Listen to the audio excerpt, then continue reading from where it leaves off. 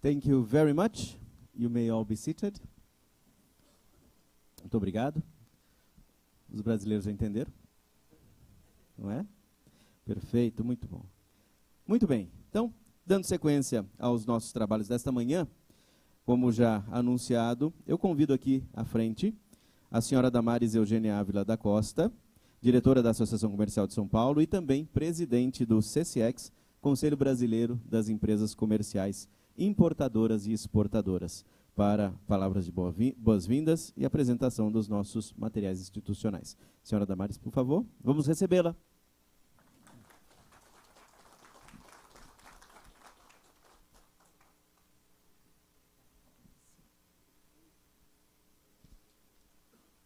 Bom dia a todos.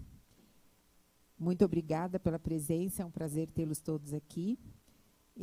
Our warm welcome to Ghana Delegation.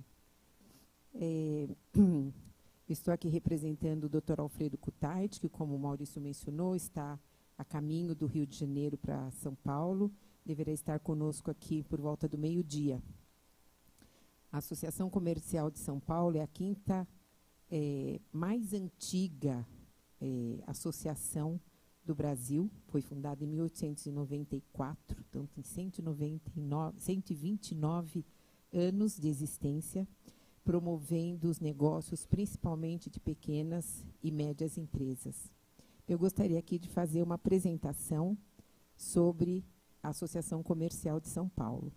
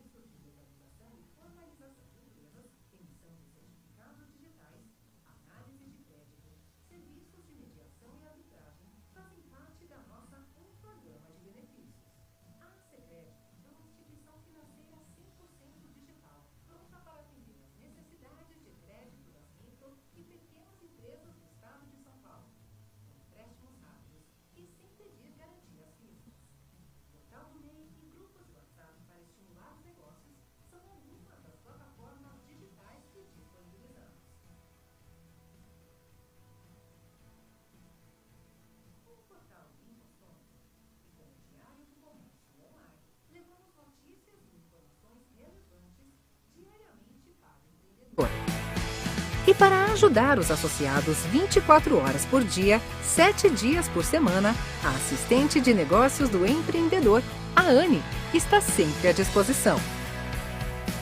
Apoiamos sonhos, projetos e ideias. Nossa missão é ajudar o empreendedor a contar sua história de sucesso. Estamos sempre ao seu lado. Associação Comercial de São Paulo. Orgulho de pertencer.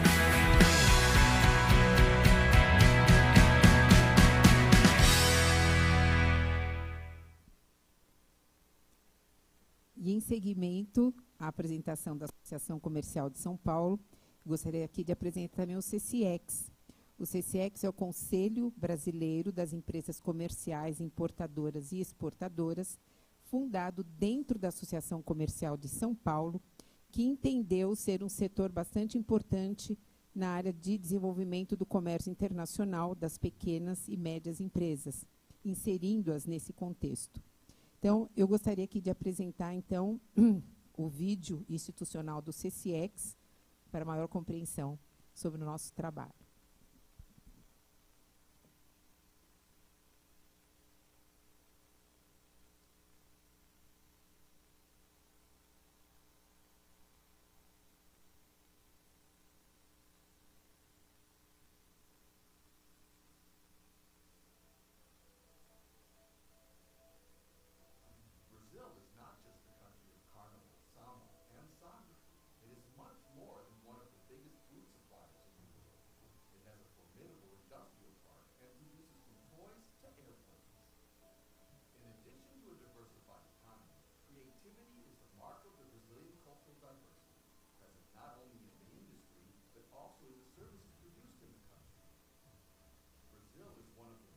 Economies and one of the most attractive for direct foreign investment, playing a strategic role in the world's economic scenario. In addition to exporting, the country also imports a variety of products, machines, and equipment for its industrial park. We therefore create new demands and national opportunities, broadening the competitiveness of the domestic market. In order to provide support both to international buyers and to Brazilian importers, SECIEX, Brazilian Council for Import and Export Companies, acts as a business facilitating platform. A strategic partnership that offers the foreign buyer exclusive access to Brazilian companies who only export through export companies. John, North American, has a construction materials store in California. He found out Brazil is an excellent producer of wooden doors and now wants to import them. He needs to know who makes them, who sells them, and who has the best offers. He needs an export company. Julia is the Vice President of Operations at a Brazilian packaging company. She needs to import machines from European manufacturers, but in order to find the best foreign suppliers, Julia contacts import companies who offer the best conditions so that she can acquire her machinery. SECIEX also develops an important project in partnership with Apex Brazil, the Brazilian Trade and Investment Promotion Agency, whose mission is to promote the exports of products and services from Brazil, in order to contribute to the internationalization of Brazilian companies and to attract foreign investment to the country. SECIEX is the strategic partner who offers the foreign buyer or supplier a safe and trustworthy way for their transactions through Brazilian import and export companies. In order to expand your businesses in Brazil, contact SECIEX, Brazilian Council for Import and Export Companies.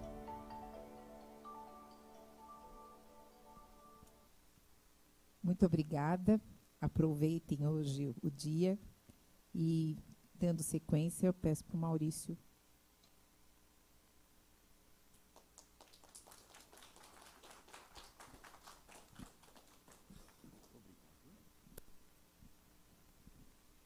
Muito obrigado, Damares. Agradecemos aí a apresentação, agradecemos mais uma vez por esta casa que nos recebe, não é? Nessa, como eu mencionei no começo, nesse esforço de desenvolvimento de negócios internacionais. Então, como vocês veem, o CCX, o espírito CCX, é exatamente o espírito desta casa. O nosso negócio é fazer negócio, importações, exportações, joint ventures, parcerias, promoção de investimentos e atração de investimentos. Esse é o nosso papel, esse é o nosso trabalho. E para darmos início exatamente a esse tema específico desta manhã, eu convido a excelentíssima embaixadora, Abena P. A. Bucia, ela é embaixadora de Gana no Brasil. Embaixadora, vamos recebê-la? Muito obrigado.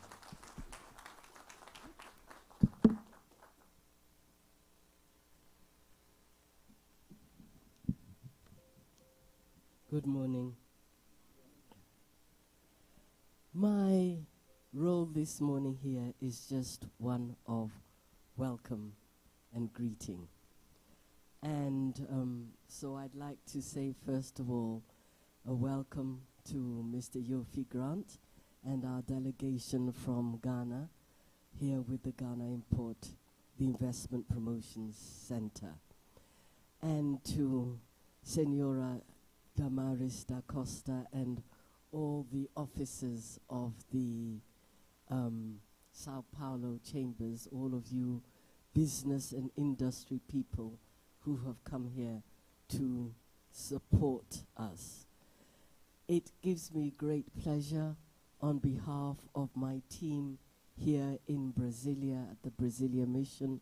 I have my deputy, Mr. Humphrey Ajongba, here, representing our small but very valiant and eager staff who have been sent here on behalf of the President and people of Ghana to do things like this, to help you understand who we are and what we do in Ghana, and to welcome you, therefore, to come to Ghana and get to understand more.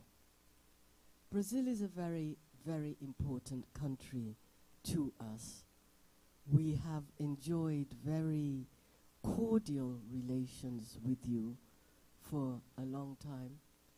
I think we opened our embassy here within a year of our independence, or 2 years of independence, and we're one of the countries who were here before Brasilia.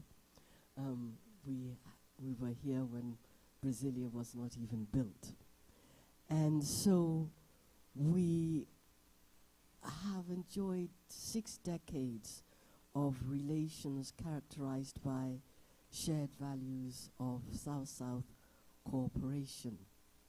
And this is why you are the center of this 3-country trip that GIPC is doing this month. They started out in Argentina and they go from here to Mexico.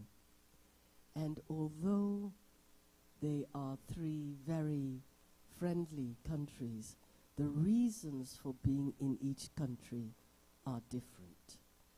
Whereas, for example, in Argentina, we have ties of cooperation and friendship.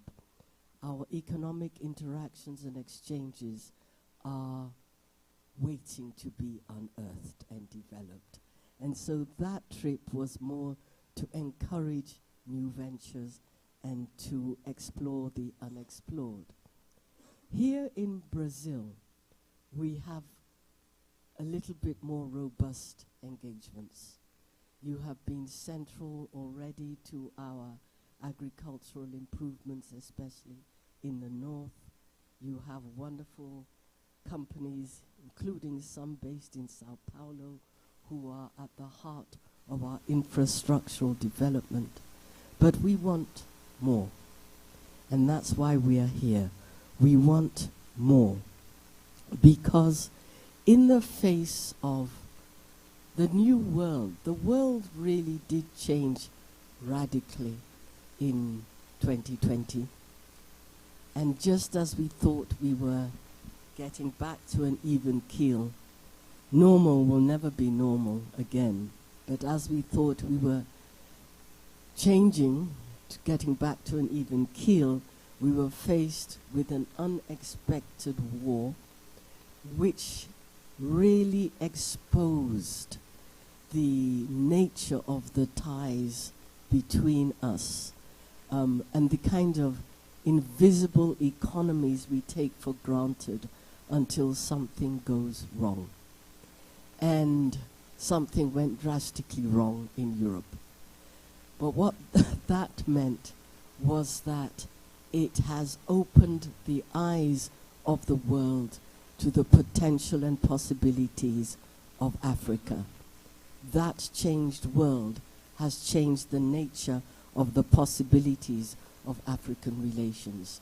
And it is our expectation that this mission will strengthen the interactions between Ghana and Brazil in the light of the, how shall I say, the need for adoption and innovation and differently targeted strategies to increase the level and scale of economic interaction between us in this suddenly changed world. The government of Ghana, as you will learn, has been pursuing the last 7 years a very, very robust Ghana Beyond Aid policy, and has put in place a number of measures aimed at attracting investments into Ghana and stimulating the growth of the private sector. As Mr. Yofi Grant will show you in a moment, we have one of the most business-friendly economies in Africa. We abound in opportunities for investment and a government committed to implementing policies that reduce the general cost of doing business to help people like you come to Ghana and stay in Ghana. We are open for business, and we are an open door not just to West Africa but to the whole continent. And so I just want to end by saying I'm happy you are here. Everything I've said is going to be underscored by the next, our keynote speaker, my wonderful countryman, Mr. Yofi Grant, and his team. So they are here to let you know that I'm not lying. Thank you very much.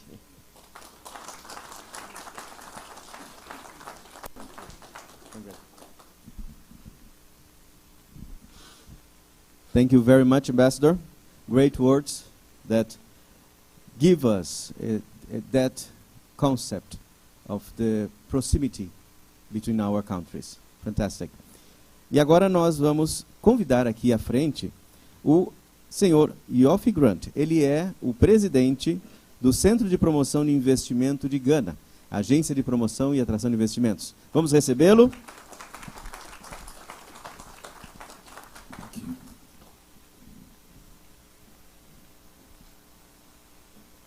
Bom dia a todos e sejam bem-vindos. Thank you. But that's where I'll end. I have a little confession to make because I have a little bit of Brazil in me from many generations back. In my mother's line, she's a Ribeiro or Ribeiro, I don't know how you pronounce it. So, you know, I'm very comfortable coming here. And it's my pleasure to welcome all of you here. Because although we are in Brazil, this is our event, as he said. So I also will welcome you, and thank you very much for making it. As my ambassador said, we are in a new world. I always say that the year 2020 ushered in Africa's renaissance. And very often people ask why. And I say Africa today is a continent of 1.4 billion people. It's almost as large as India as a country and almost as large as China. And you know that those two countries, China and India, have grown on the back of size. And even Brazil has numbers, and that's one of the factors that has contributed to its growth in economies. And so for us, we always try to understand what that means going forward. And as the ambassador said, 2020 also just did not usher in Africa's year, but it put the world in a different mode. A new world where there was a need for partnerships, But then, just as we all thought we were going to recover from the pandemic, then another conflict started, or a conflict started in Russia and Ukraine, which really disrupted major global value chains, major global supply chains, and major global economies. And as we speak, many economies are still recovering from what has ensued since then. But the very interesting thing is that despite all these things, Africa still stands to be perhaps the continent that is best prepared to fuel the world's next growth. And why do I say so? Africa is a continent of 55 countries, varying cultures, varying people, but Africa today holds no less than 40% of the world's mineral resources.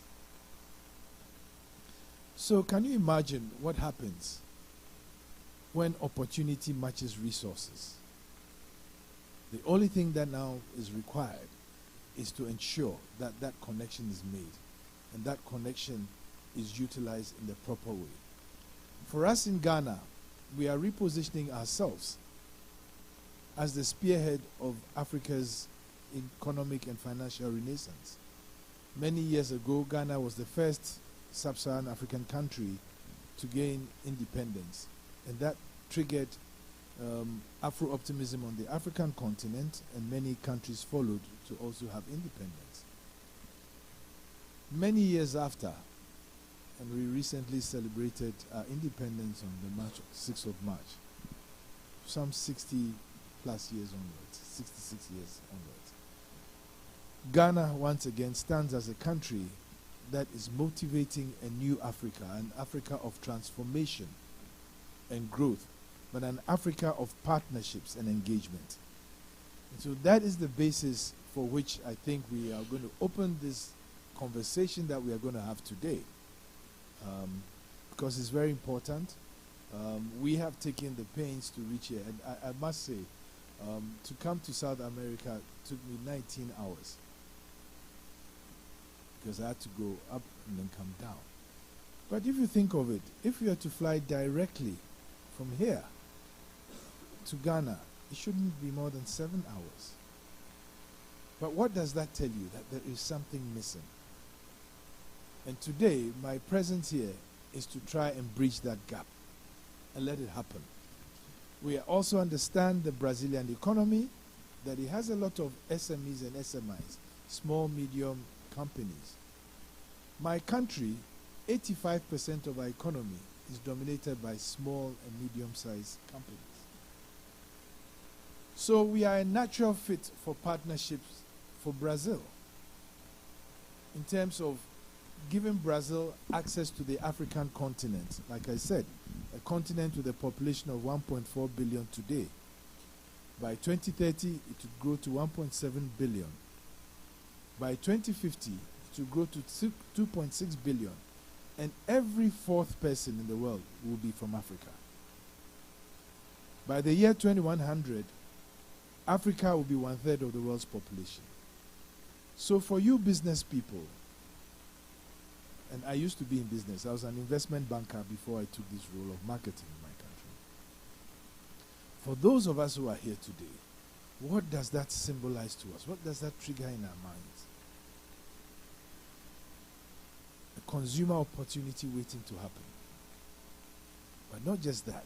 Africa still stands as potentially the continent to provide the next labor force for the world's growth, because 60% of the 1.4 billion today, and it will be the same by 2050 when it will be 2.6 billion, will be under the age of 60% will be under the age of 35.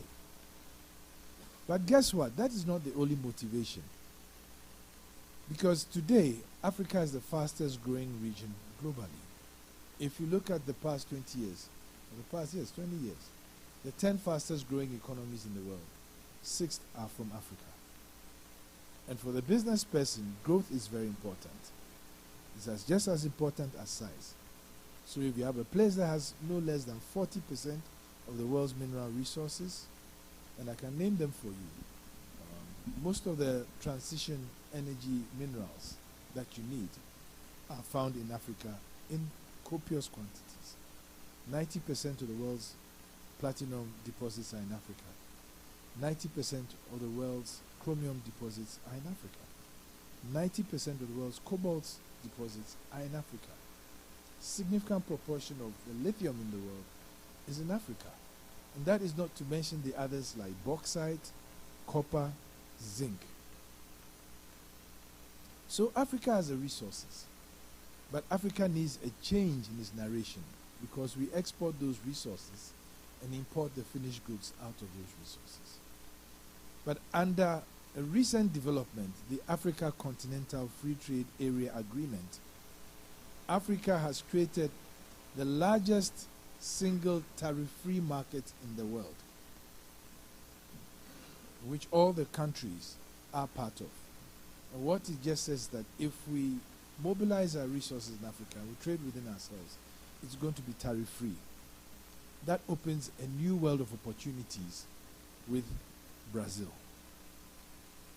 But also, and thirdly, before I go into my presentation, and I hope you pardon me because I came here to talk.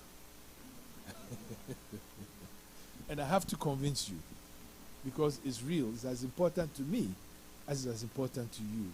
It's as important to our present here as it is important to our future. Ghana has good relationships with the BRICS, but it's mainly China and India. And Africa has the same problem. India, it's very easy to find Indian companies in Africa. It's very easy to find Chinese companies in Africa. But those markets are almost saturated for us. Russia at this moment is a bit, we're all wondering where it will go or where it won't go. So we are everly cautious about it. That leaves who? Brazil. And Brazil is a significant global player, whether we like it or not, especially in the agricultural sector, especially in the small manufacturing space.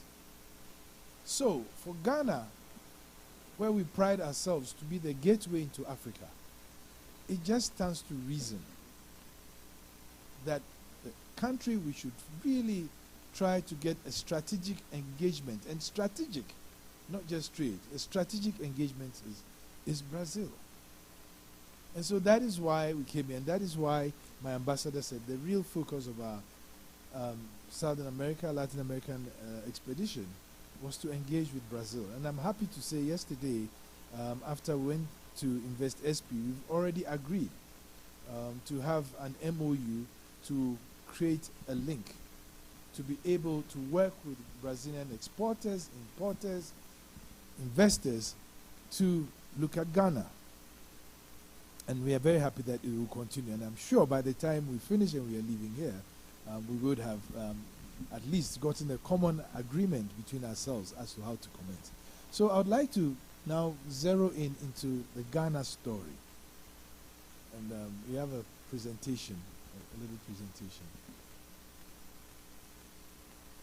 Like I said before, Ghana, naturally, we are a small country. We are 32 million people. And I was telling somebody, wow, we'll fit in Sao Paulo. We are 32 million people. So let's consider. And the reason why we are in Sao Paulo is because of that. Because we look at the whole country can be a partner to the city. Much more than country. So we start from the city. We are 32 million people. But we've always positioned ourselves as the dynamic, robust, aggressive country in Africa. And that is why we were the first to get independence, and we motivated many of the other African countries to also get independence.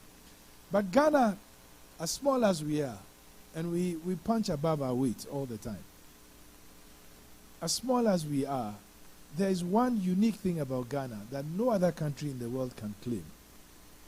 And if anybody here can tell me, I will send you a box of Ghanaian chocolate. I'm sure you can't tell me. We are the only country that can claim to be in the center of the world. True or false? We are the only country on latitude 0 and longitude 0. So technically, geographically, we are in the middle of the world. We are in the center of West Africa, a market of 370 million people. But from Ghana to almost all the important markets and partners, apart from Asia, that we want to work with, we are just about 8 hours away. So as a logistics hub and as a connection hub, Ghana is ideally suited and located. So I'll just go through this presentation quickly. It's a lot of slides, but I'll just use 10 of them. Otherwise, we'll have breakfast here tomorrow. And I'm sure some of us won't be happy about that. So the Ghana story, I always call the story of 3 O's. Optimism, openness, and opportunities. And why do I say that? Ghana is rich in opportunities, very much like, Africa is. In fact, Ghana, I say Ghana is Africa 101. If you want to come to Africa, you can test it by coming to Ghana first. And so we open ourselves for that. And of course, the details that we are Brazil's 12th largest trading partner, but it's still a small amount. Considering the needs of our country and considering the opportunity that exists for your business people, that is a very small amount. And as I said earlier on, we punch above our weight. We think we should be doing 4 times this. We think we should be doing 5 times this. The only limitation is information. And that is why we are here today. To share with you some of the perspectives we have, some of the things that we are doing in Ghana, and where we want the partnership, the strategic partnership with Brazil. Most of the things that you import from Ghana, as in the past, was gold, cashew nuts, and I'm happy to say one of the biggest operators of cashew nut processing in Ghana is from Brazil. It's the lone shining Brazilian star in Ghana agriculture. And they are growing very fast. As I'm told today, they employ 600 people, but I'm told that in a year or two, they'll probably be looking at 1,200, 1,500 people. That is the pace at which they are growing. But if we look at the exports from Brazil to Ghana, I'm sure you all know, mainly focus on the agriculture bit. We have sugar, meat, beverages, machinery. In fact, chicken, almost all the chicken you find in Ghana is from Brazil. Almost all the soya bean you'd find in Ghana is from Brazil. Almost all the sugar you find in Ghana is from Brazil. But we are telling you something very interesting. Why cut all that sugar from Brazil on the ships to Ghana? It's easier for you to put your money in a suitcase, come to Ghana and says, we have lots of land. Ghana, 60% of Ghana is agricultural land. 60%. And say that, well, let me manufacture the sugar in Ghana. Do you know what Ghana gives to you additionally? Tariff-free market of 1.4 billion people on the continent of Africa. So if you come and manufacture in Ghana, then you have access to a market which gives you a better chance of wealth creation because you don't have to pay tariffs. If you have to do when you have to ship from Brazil all the way to Ghana into the continent. Apart from that, the same with the poultry industry. Ghana is looking to expand this poultry industry, and we think that with Brazil, we can best do it. I mean, other countries have come to Ghana looking at it, whether it's the Netherlands, whether it's the UK, who are also in poultry, but we think that we have a better cultural fit with Brazil than with any of those things. So that is one of the areas that we are looking at. So what is a Ghana opportunity, really? Ghana is the second largest producer of cocoa beans in the world. The first is Cote d'Ivoire. But that's just not all. We are also minerals rich, just like the rest of Africa. We have gold, we have oil and gas, we have bauxite, which is turned into aluminium, we have manganese, We have timber, we have diamonds, we have iron ore, and more recently lithium. And we are now in a position of adding value to it. So, and I think that it's important for us to understand our economy so that, you can see what values there are in there. Ghana has a growing middle class that is, and a dynamic and aggressive middle class. And let me tell you something about Africa. Africa is the only region in the world in which the next 20 years will have more cities with over 1 million people than any other continent. So the African continent is growing and growing very quickly. The African continent also has the fastest pace of growth of the middle sector, of the middle class. So as a consumer market, it's just waiting to happen. And I'm inviting most of you here to take advantage of that opportunity. But you will come through Ghana. We will make it easier, convenient for you to come through Ghana for mutual benefit. We are part of ECOWAS, which is the Economic Community of West Africa. But we have the headquarters of the Africa Continental Free Trade Area. So Ghana is by default the African spearhead for trade and industrialization. In terms of our political area, and this is very important because when you talk about openness, these are some of the very important things.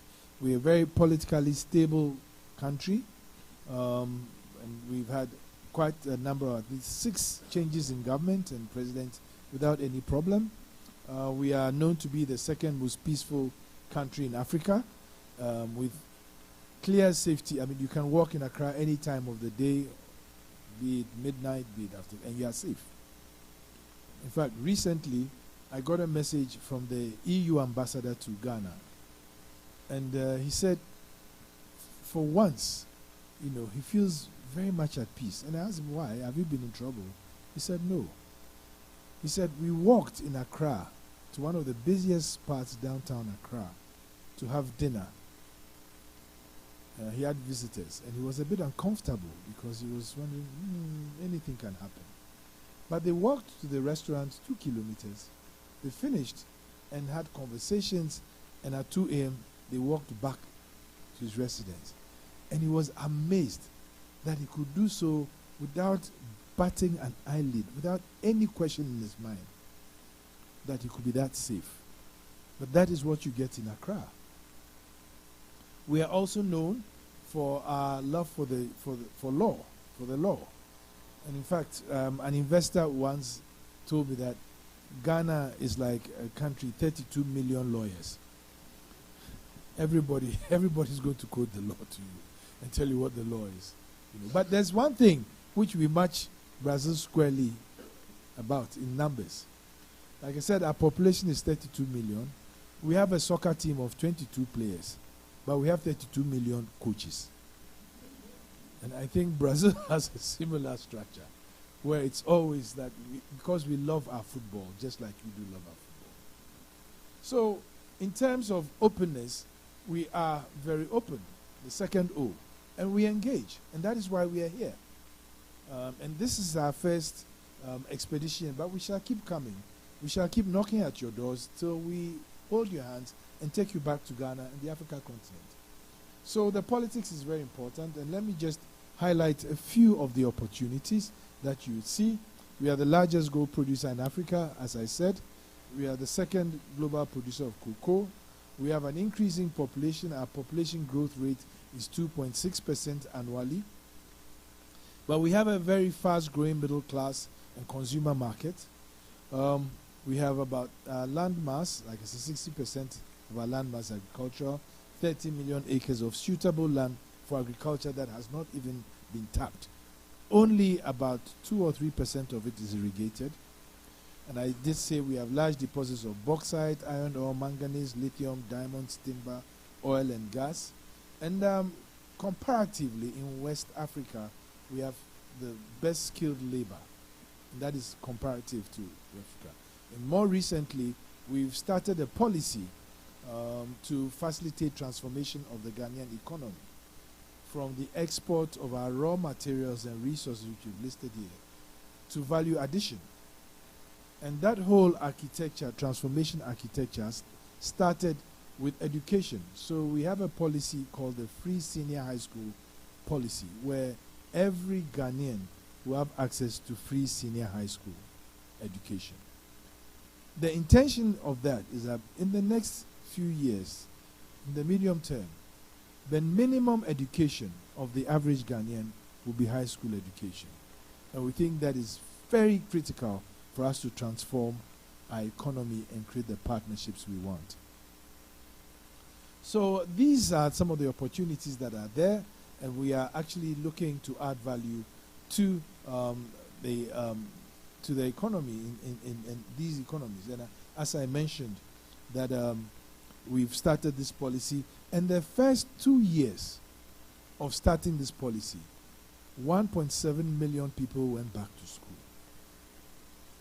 And so clearly for us, in the very near future, if you are looking to develop your business in Africa and you are concerned about skilled labor, that problem will be solved for you. We have a growing population that I said, it's corrected, it's 2.2 billion.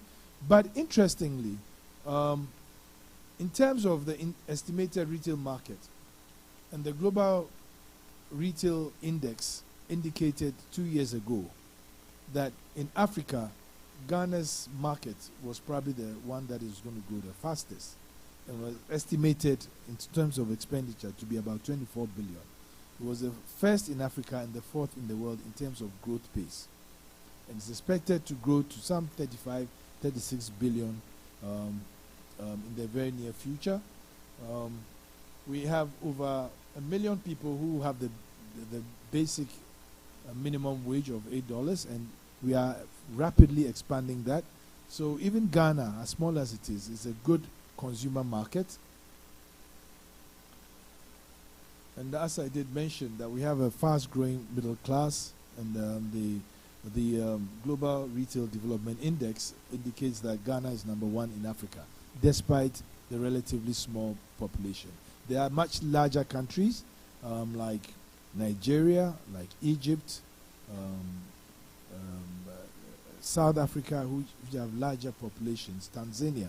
But Ghana's retail market is estimated to be the fastest growing, and that is a great opportunity for you. But for us, it's just not about Ghana.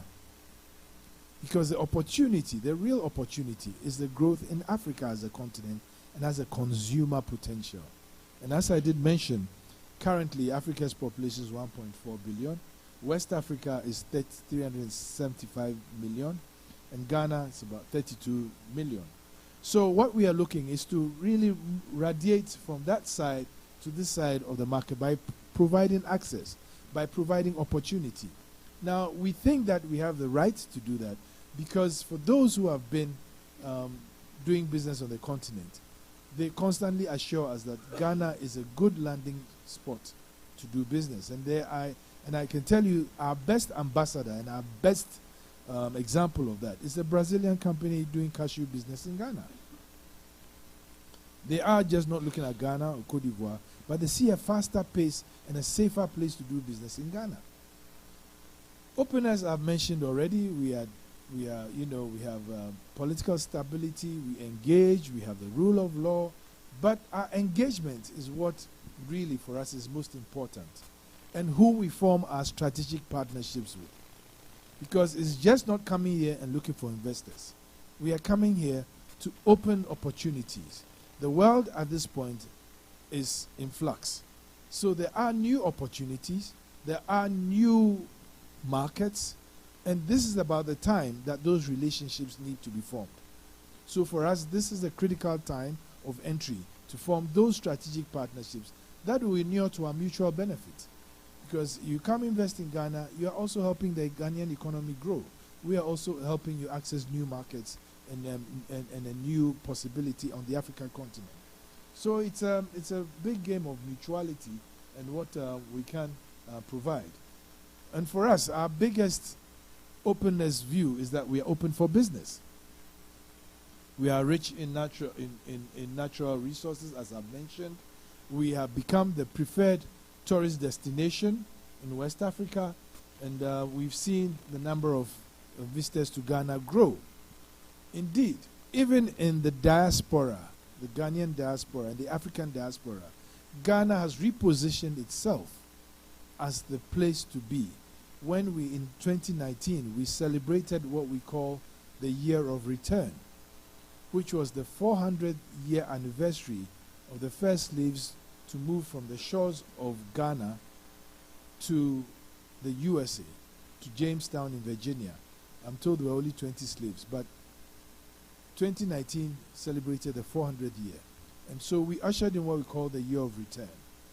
And it rightly positioned Ghana as the destination for most people in the diaspora who want to reconnect to the continent. And since then, we've had to change the program and call it Dirty December in Ghana. Now you ask why. Because in December, Ghana is full. It's full of visitors. It's full of people from the diaspora. There are music contests, there are music. There's music all over around the world. We have a lot of culture. There is a lot of art. We have all these festivals. And in fact, at the GIPC, we host probably the biggest of them, called the Taste of Ghana, where you have a 360 view of Ghana. Food, music, clothing, art, all within 2 days. And this year, we are really hoping, Madam, if you would allow us to bring a bit of the Brazilian Carnival to Ghana in December, because it's one that we also relate to in different ways. So we hope that when we sign the MOU, that will be one of the requests that we'll make, that we'll have a bit of, Brazilian samba in December in Ghana. And we'll be very happy to do so. So we are still very informal. Like I said, 85% of our population is small and medium-sized businesses. Our agriculture is still very agrarian. We are now in a position to look at industrial agriculture, and that is why, once again, we've come to Brazil. Whether it's for sugar, whether it's for poultry, whether it's for cattle and meat, we think that we will find the mutually beneficial relationships and links in Brazil. But we also, Ghana averagely has been the top recipient of foreign direct investment in West Africa. The average of 2.6 billion a year since 2017. And if this gives us a chance to maybe, if in all humility, to be a bit boastful, it's repositioned Ghana, and for 4 years, actually 5 years running, Ghana was voted the most attractive investment destination by the annual investment meeting in the Emirates. The reputable financial magazine CFI.co also has, for 3 years running, voted Ghana as the most investment attractive country in Africa, and the GIPC as the best foreign direct, investment promotion agency in Africa. And this year, international investor of Reuters once again voted Ghana as, or the GIPC, as the best investment promotion agency in Africa. And I took a little bit of glory in that, because I was also voted the business personality of the year 2022 for Africa. Because it's not just about Ghana, as I say, it's about the continent and the benefits that you can get in that relationship. I'm not here because I necessarily want investors in the country or I want businesses, but I see a mutuality that we can get. And this may be a new order for the world. The fact that we can engage with Brazil, the fact that we can engage with the BRICS, and there's mutual benefit, will change a lot of things in the world. It will create opportunity on both sides. And that is what we really want. We want a better world. I want a better world of opportunity and hope and the future of growth. And as business people, like I said, I used to be an investment banker. Or should I say, am I still an investment banker? All I see is opportunity and how to take that opportunity. So for me, it's very important to harness that real path, and also to tell you that the continent of Africa is ready. Ghana certainly is ready. And we want you to take the bold step and come in. If, for those of you who have, looked at history, there was a declaration of a new world. Why?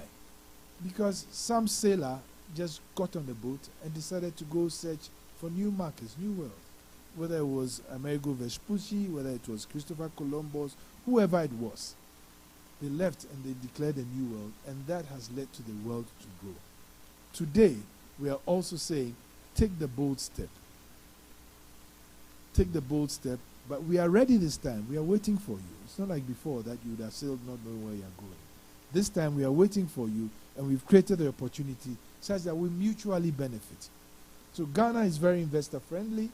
The government is constantly looking at reforms to ensure that when we meet with the investor or the business people, it's not just because of our economy. We make sure that every such opportunity is a relationship. And that is why I keep saying that we want it to be strategic. It's an investor coming to invest in our country is not just an economic activity. It's a relationship that we try to forge. And GIPC, I would say that we are the officiating priest to make that marriage happen. And so we want you to take the bold step to take that relationship, and the benefits are mutual and very good. So some of the active engagements that we are involved in at GIPC to make sure that that relationship is facilitated are some of these things. Significant incentives for manufacturing. Now, we came to that because we spoke to many of the investors and asked them, what do you want to see? So that we can have that relationship. What do you want to see? And I think that's for us, it's like a futures market in finance. Usually when you marry a woman, when you see her, you say, okay, I'll go into it. We just go beyond that. We say, okay, so what else do you want to see? That will make you come, and so we have this relationship. So we engage, we discuss, and we create the opportunity. So we have locational incentives, which I'm sure are also the same in Brazil. Certain places you locate, you have incentives, certain places you don't. We have what we call strategic investors, and so if today you come to Ghana and you invest above $50 million US, we give you the opportunity to further negotiate what other incentives or what other help we can give to you to make sure that your business can actually grow and is sustainable. Because sustainability is very important for us. We are currently, we've just grown. Our country now has 16 regions, and the strategy is to have an industrial park in each of those 16 regions in certain specific areas. Examples are in the processing, agri-processing side, on the fertilizer side, on the pharmaceutical side, the oil and gas, the technology side. We'll create these parks to give comfort to the investors who come, that within the parks they are protected in many ways. And of course, as our constitutional demands in our country, the investor and the business person, foreign business person, even indigenous, is actually protected and insulated from expropriation. And we really take pride in that we do not allow the government necessarily to intervene when they don't have to. So the rules are very clear, and my president is very clear on that we must maintain those rules that prevent expropriation to ensure that we can grow the economy and grow it. And then, of course, we have direct immigrant quotas. And we do understand that sometimes, with local content rules and all that, there are issues of, okay, well, our people can do it, so why do you bring our people? We have actually structured automatic immigration quota. So when you come investing, you have an automatic quota to bring in a certain number of people. If you want more people, then you can actually pay for a work permit for them, and you can bring as many as you want, so far as you pay for the work permit. So I dare say that we've created a very attractive. Oops. Now, so for those of you who don't know where Ghana is, I need to first show you. We are that small country that sits right there, and that's our flag. Like I said, we are right in the middle of the world somehow, latitude 0 and longitude 0. And in fact, we are actually conceptualizing a project in Ghana to build the tallest building in Africa, where the Greenwich Meridian passes, to highlight the center of the world. So if you have any construction people who are interested, I think this is an opportunity for you as well. Our port, the Tema port, is currently potentially the largest port in Africa, a container port in Africa capable of 3.7 million TEUs. It has a pitch of 16 meters, so it can take the big oil tankers as well as the big ocean tankers in Ghana that come to Ghana. Now, I've mentioned optimism. I've mentioned opportunities. I've mentioned openness. And I've mentioned optimism. Now, we are very optimistic. And in 2017, when a new government came into force, our economy had been declining and had dropped to about 3.6% growth rate by 2016. And this, for us, was not acceptable, especially since we are an oil-producing country, and that just come in, and we had all the potential to go beyond that. So with a few policy transformations and a few new policies, from 2017 right through to 2019 and right through to COVID came, Ghana grew to an average of 7% GDP growth per annum, which was one of the fastest in the world. And even during the pandemic, when many countries were in recession, we did not go into recession. We were one of the few countries that still have positive economic growth. Never mind that it was only 0.72%, but that was still positive. Post-pandemic, if there's anything like that, by 2021, our economy reset a bit, and we grew at 5.4%. But since the conflict started, we've had to face severe issues of debt, imported inflation, and currency crisis. You know whatever happens when the dollar increases interest rates. It affects many of countries that are import dependent. So it's a problem that we are trying to resolve, but potentially our economy is still growing, and we will grow faster than the average rate of growth in sub-Saharan Africa. We are currently in discussions with the IMF and the World Bank to ensure that we have some policy credibility and we are able to manage our debt problem. We are not alone in that. Cote d'Ivoire has done that. Zambia has done that. Togo has done that. Benin has done that. Nigeria has done that. Egypt has done that. So Africa is in a new phase. Africa is in a new mode. And we want to go beyond the age-old rhetoric that this is the dark continent. We want to re-establish ourselves as the real hope and opportunity for global business growth. So, you know, some of the things that we've done that give us optimism that we are going to achieve what we want. We have all new policies that are there. One of them called the One District, One Factory policy, which is meant to change the age-old paradigm where we were exporting our raw materials and importing finished goods on those raw materials. Now, it's very simple. All he said was that every district in Ghana, and there are 261 districts, should have at least one factory to add value to the resources in that area.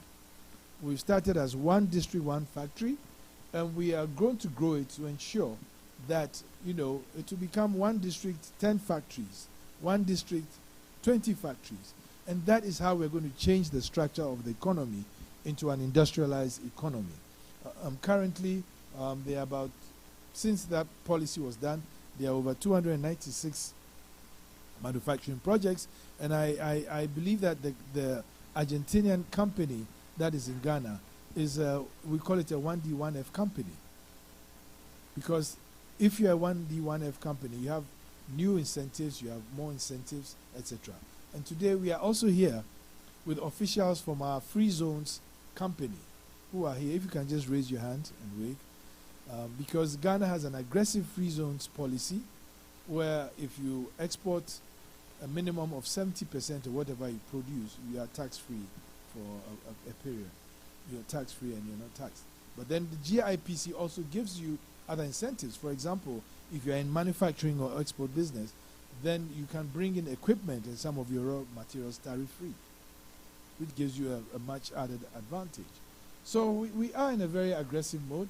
We also have an agricultural policy because our economy is basically agricultural. As I mentioned, 60% of our land mass is agricultural. And it's called the Planting for Food and Jobs policy. Recently, we've also added planting for rural development and export, and then rearing for food and jobs, which is a policy to enable us build cattle ranches, commercial and industrial cattle ranches. Most of the cattle in Africa or in West Africa and in Ghana are from nomadic herders called the Fulani. And they have the Brahmin cattle. They also have some cattle called the Sokoto Kudali, very long horns. And then there are other forms of cattle that are there. But we are speaking with a number of groups, and I believe that we have one from Brazil that we might talk to.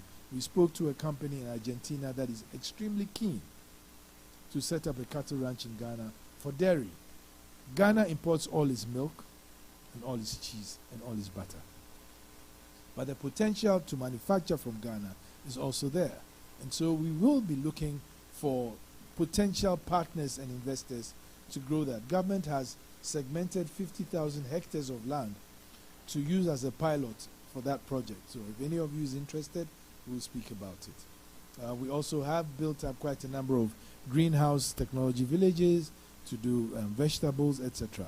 And Ghana has a very vibrant export market for our fruits, not just cocoa, but for our oranges, our pineapples, our cashew, avocado, and shea butter. And so we want to expand those and create the partnerships that enable us export. Then, of course, I've mentioned about the free senior high school policy, which for us is very important as a priority to ensure that we educate our people.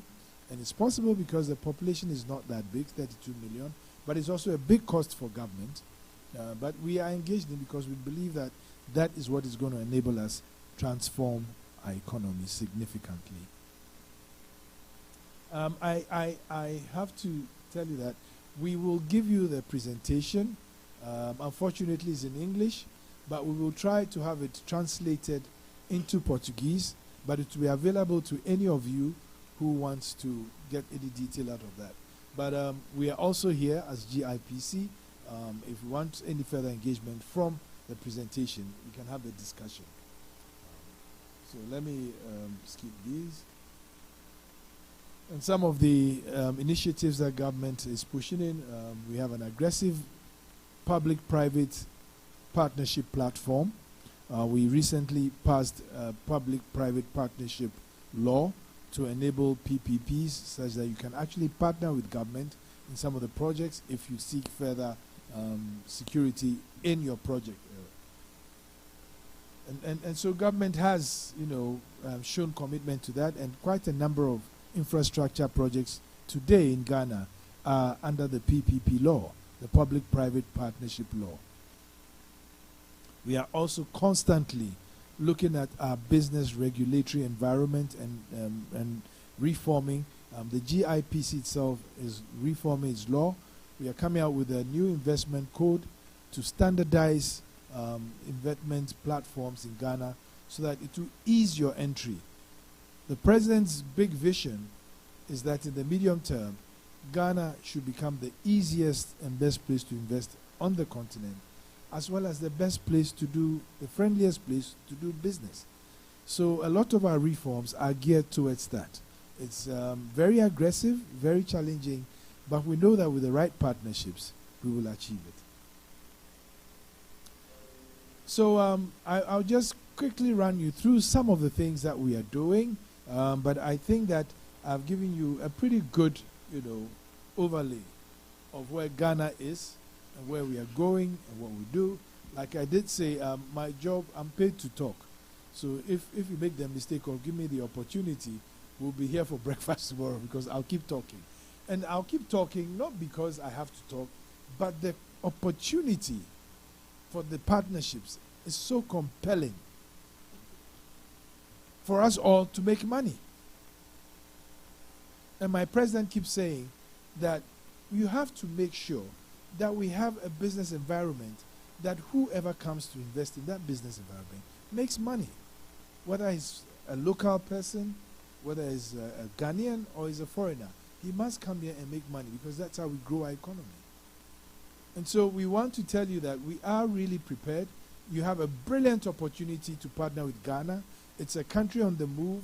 It's a country that has made it very clear that despite all the problems happening around the world, we will persevere and grow. And so we seek your partnerships. There's a lot that you can see in there, but I can't go through all of them. So we will give you the presentation, and if you want, translations, we will try and work at it to get you the translations in Portuguese through the embassy, so you can have what it sees. One of the important sectors we are looking for growth is in the poultry industry, because almost all the chicken in Ghana comes from Brazil, But we think it makes better sense that you come to Ghana to actually set up the poultry farm, because then you also have access to the rest of Africa, not just to Ghana. And it's a much bigger market and much more competitive and much more compelling. We are also looking to improve our seeds, agrochemicals, fertilizers, pesticides, and herbicides. Ghana has, because we have gas, we've started a project called the Ghana National Fertilizer Project, and we are looking for partners to produce fertilizer for the Ghana market. The only other large fertilizer producer in West Africa is in Nigeria, on the Dangote farms, but even he can't satisfy the demand for Nigeria alone. So it's important for us that we should be able to do that. So these are some of the opportunities that are there that, I believe you can take advantage of and grow. It's immense. I mean, you can only venture. That's about all I can say, that you can only venture because these are all opportunities that are waiting for investment, and we at GIPC would work with you if you are interested in any of these. But it's just not about the investment. There are also trade opportunities. And for us, we seek investors for trade. And we keep saying that we are looking for partnerships that will create linkages for trade as well. And so we look forward to engaging with you in many sectors. There are quite a number of them, quite a lot of them that you should look at. Health in the pharmaceutical industry. There are quite a number of significant opportunities. We are looking to also reposition Ghana as a hub for pharmaceuticals in West Africa. And so we are looking for manufacturers in that space who can locate to Africa. We are creating a new, one of the industrial zones will be for pharmaceuticals. It comes with quite a number of incentives and opportunities for export. So we're looking at that. We also have in the health sector, we have a program called Agenda 111, which is to build 111 new health facilities. We haven't yet been able to do it. We are still looking for investors and partners in that space. But it's just not to build the hospitals, but also to provide services. And we are looking to build certain specific services in Ghana, especially in the laboratory services and diagnostics. We want to position Ghana as the hub for diagnostics in West Africa. So we are looking at various opportunities. But I did say that Ghana is also resource rich. We are resource rich, so We have bauxite, we have manganese, we have lithium. And as you know, lithium is now the new gold, the gold of the future. And so we are looking for partnerships, just not to mine the lithium, but actually to add value in Ghana for export. And as you know, the minerals that I've mentioned are critical for energy transitions in the world. And almost all of them are in Africa. And almost all of them are also in Ghana. So this is the time to really take advantage of this opportunity.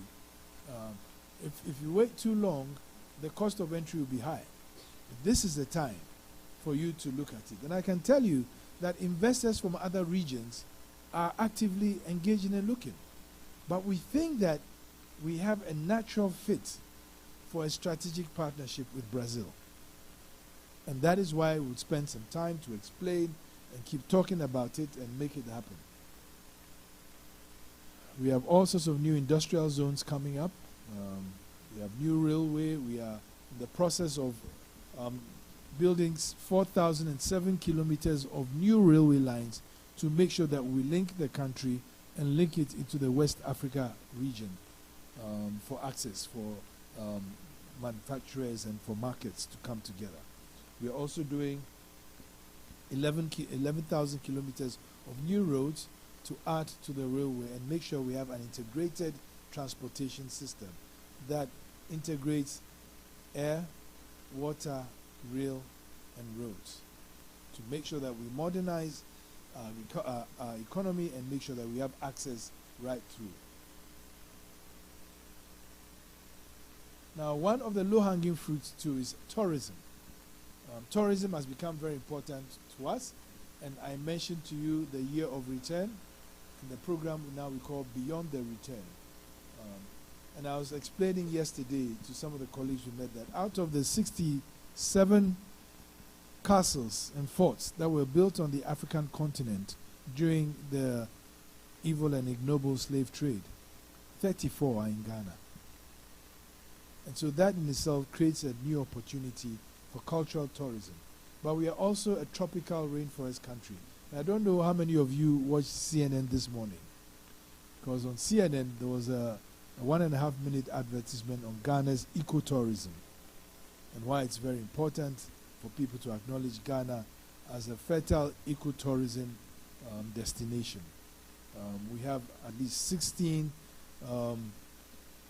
should I say protected parks, natural parks in Ghana with all sorts of, flora and fauna for those who are interested. So you don't even have to come and invest in tourism. Just come. Just come. Come and see the country and see what it offers. And you'd realize that it's very much like home. I mentioned the year of return. And in 1 year, 1 year of the year of return, it immediately brought in $1.9 billion into the economy. So it's also a great investment opportunity for investors. We have a significant project called the Marine Drive project, which is to actually convert 241 acres of the Accra site. Accra is on the Atlantic coast. Ghana has 560 kilometers of pristine beaches. The coastline is 560 kilometers, but it's all beachfront properties. And we are looking to transform Accra with what we call the Accra Marine Drive project. So for those in the tourism and hospitality sector or in the construction center, there's a massive opportunity there to work with other developers to develop this one. So we are also, one of the big areas that we are looking at, and yesterday I was trying to move an idea that maybe we could invite Brazil to come play in Ghana. I think it would be a great idea. Because if you were to bring Neymar, Ronaldinho, and Ronaldo, although some of them have retired and gone, to Ghana to play football, I'm telling you, you will stop the country. As I said, Ghana we are soccer crazy. We love our soccer, very much like Brazil does. And yeah, we both didn't win the World Cup. So what? We'll still play. And we'll still enjoy it. And for us, it's is the bond that can bring two great nations together. Ghana is also known to be a major soccer country in Africa. In fact, we are known a lot for our football. And the same way Brazil is known for its football, South America, we think we can bridge quite a number of cultural ties if we can work on that and bring it. But it's just not only football, it's also culture. And that is why I said that we will be looking to see if we can bring, we can bring a samba troupe to Ghana in December to further tie the bonds that we have and ensure that the opportunities that we've explained here, you take advantage of them. We are ready to work with you. Ghana was always known as the Black Star of Africa. But today, we are not only the Black Star, we are the shining star of Africa. I want to partner with you to make sure that we keep shining and create a beautiful, sustainable world. So thank you very much for listening, and I'm here to talk to you.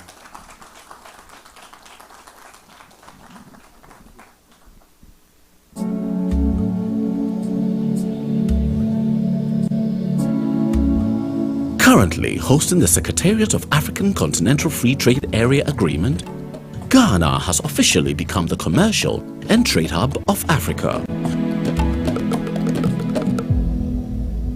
The country occupies a top spot in West Africa for the ease of doing business, providing investors an enabling business environment backed by strong economic fundamentals, dynamic policies, and political stability.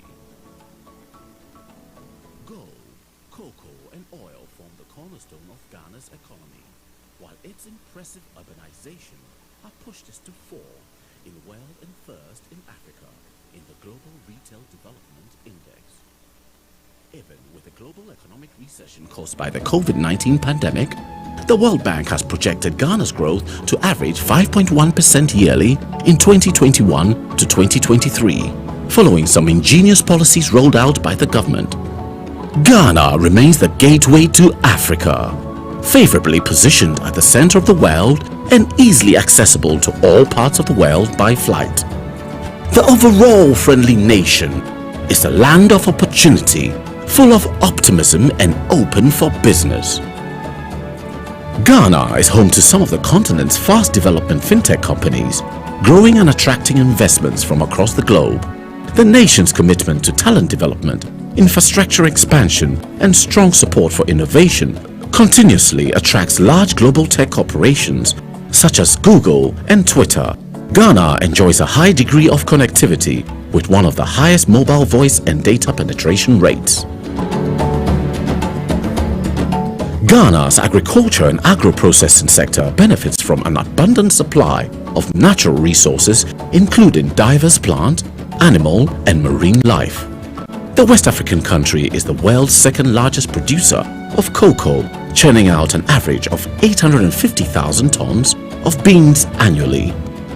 Strong policies like the Planting for Food and Jobs, agric modernization, and industrialization continues to accelerate growth and diversification in the sector.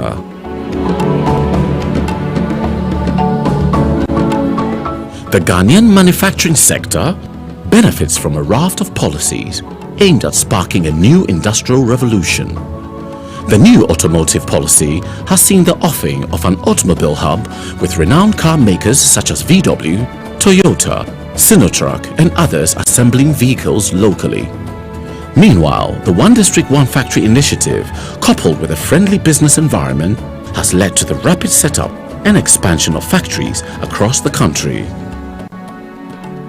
Ghana is one of the world's minerally rich sites. It ranks first in Africa for gold mining and 7th globally. Southern Ghana is regarded as one of the world's most prolific gold discovery zones in the world, with large deposits of bauxite, diamond, and manganese are also extracted in Ghana. Ghana is set to become the first West African lithium producer with an estimated production of 2 million tons per annum. As production continues to rise, the government aims to build up its refining capacity in order to capitalize on its mineral wealth. As a fast-growing oil and gas producer, Ghana's petroleum industry offers investment opportunities ranging from exploration and discovery to refining and marketing. With 3 offshore oil and gas fields, namely the Jubilee Field, the Trinidad and Yenra in Tom Fields, and the Sankofa Field. Ghana's oil production is estimated to go up to 500,000 barrels per day by 2024. The Ghanaian government has prioritized infrastructure development as a foundation for economic growth, driving significant investment into the sector. The government is working on a combination of track restoration and expansion, as well as the building of entirely new train lines to increase the coverage of railway in the country, while 11,000 kilometers of roads has also been earmarked for construction across the country. The nation's Kotoka Airport is ranked as the best in service quality in Africa for the size of 2 to 5 million passengers. Meanwhile, the country's main port, the Tema Port, is one of the largest in Africa, with a capacity to handle 3.5 million 20-foot equivalent units.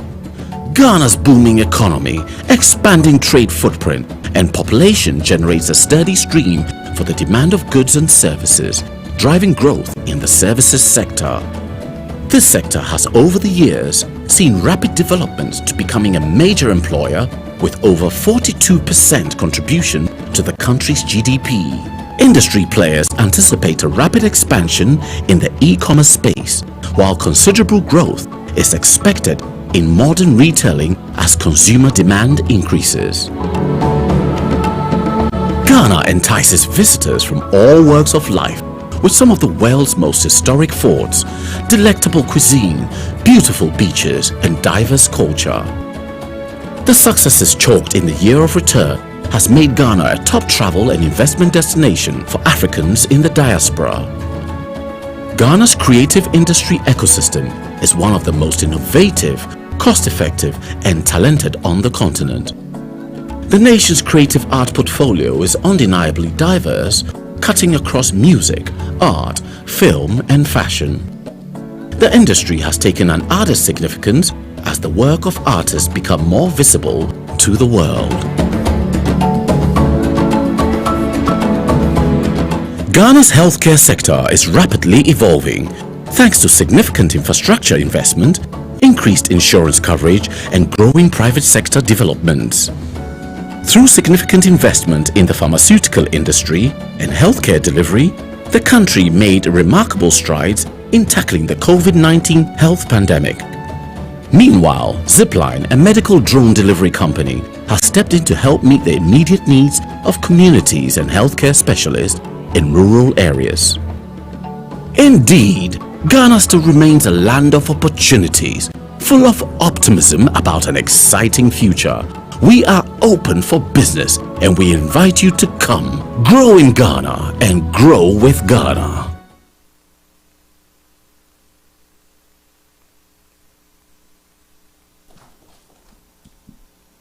Thank you very much, Mr. Grant, for your speech. A lot of learning this morning. Bom, seguindo aqui a nossa ideia, nosso conceito, nós não queremos aí atrasar os nossos painéis, então nós vamos seguir direto. Nós temos um segundo painel, uma segunda sessão agora de desenvolvimento, e exatamente a grande questão é desvendando o apoio do governo para o crescimento do setor privado em Gana, e nós teremos também aqui a participação das experiências que nós tivemos em Gana. Então, no ano passado, nós lideramos uma missão comercial para Gana, tivemos ali grandes experiências. Então, para compartilhar esses momentos, conhecer um pouco mais dessa estrutura que vai nos receber, eu vou abrir aqui este painel e eu vou chamar o Sr. Grant de novo. I'll invite you, Mr. Grant, again, to join us, to be part of this second panel, in order to open discussions about opportunities and clarify situations, you know, so we understand how to do it. Eu vou também convidar a senhora Kate Abel, Mrs. Kate. You will join us also. A senhora Kate, ela é vice-presidente da Autoridade da Zona Franca de Gana. Então, eu particularmente, tive uma reunião lá na Zona Franca para entender como funcionava, porque nossa grande visão a respeito do país, ele é exatamente entender a posição geográfica e acesso. Como o Sr. Grant apresentou, todo o potencial, não somente do país Gana, mas também da região, e o contexto de toda a segurança jurídica, financeira, logística que nós temos em Gana é fantástica. Então nós queríamos entender. Então eu particularmente, eu fui com o Giselmo hoje não está aqui, não, Giselmo está no Rio, e ele foi comigo para a gente entender um pouco disso, e a senhora Kate vai fazer essa apresentação.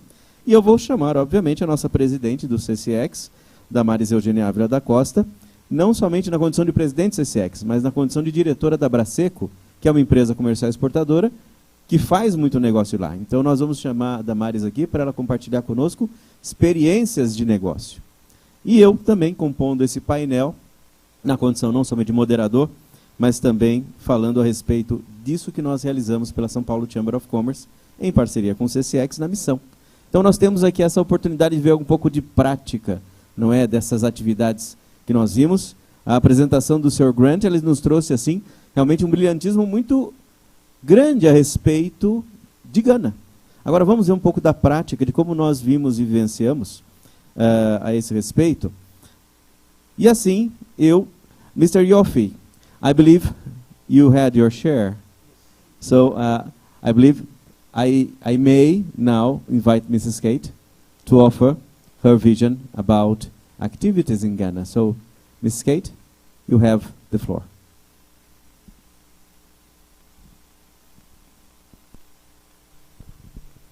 Thank you very much. Good morning, distinguished ladies and gentlemen. As you heard in the introduction, I work for Ghana Free Zones Authority, and it's an agency that works under the Ministry of Trade with the mandate to regulate activities within Ghana's free zones. We also do a lot of facilitation.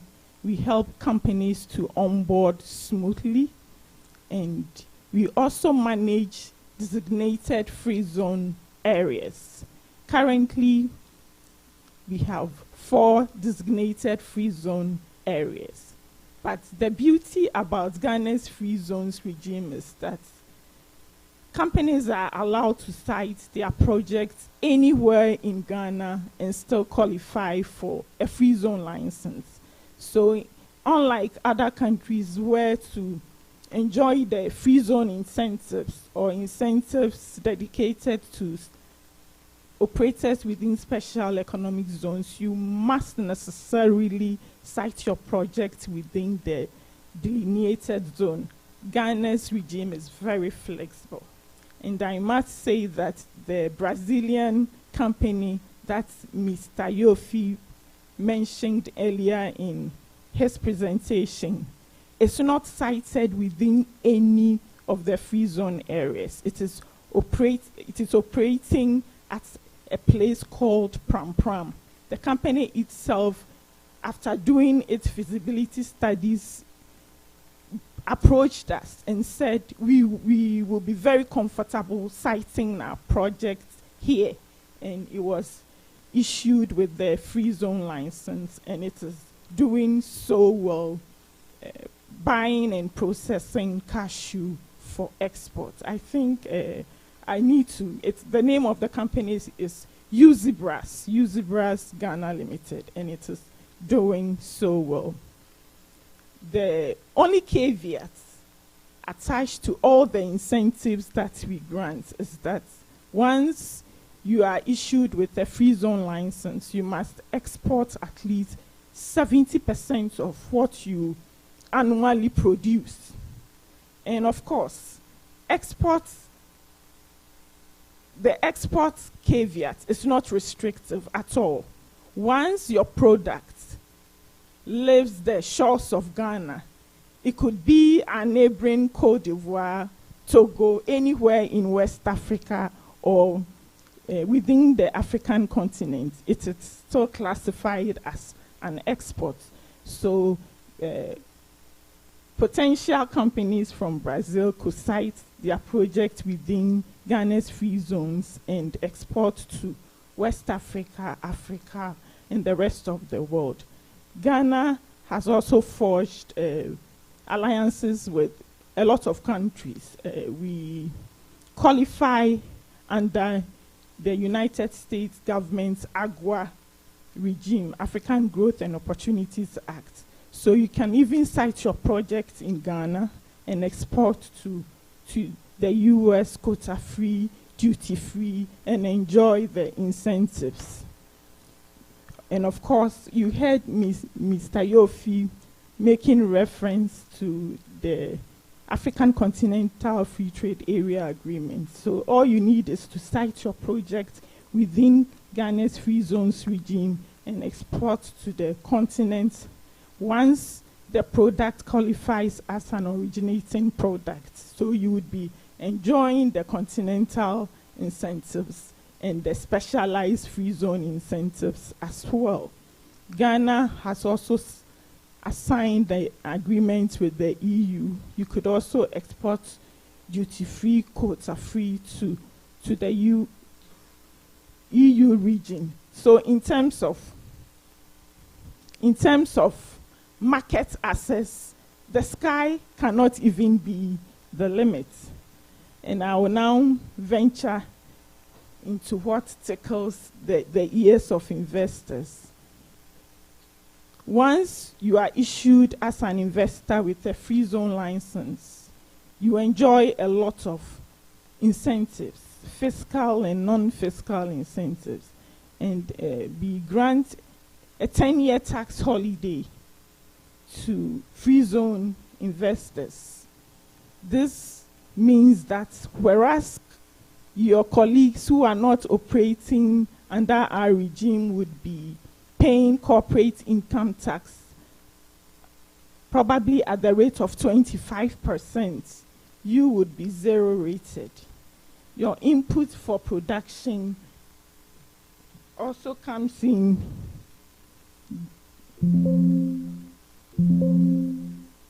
duty free. So if you need machinery, equipment, I think I have.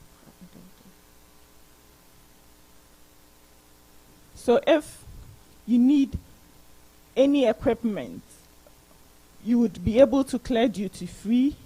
Your raw materials would be also cleared duty free. And we also respect double taxation agreements executed between Ghana and the country of the foreign investor. So it would be at the option of the investor whether to rely on the provisions in the double taxation agreement or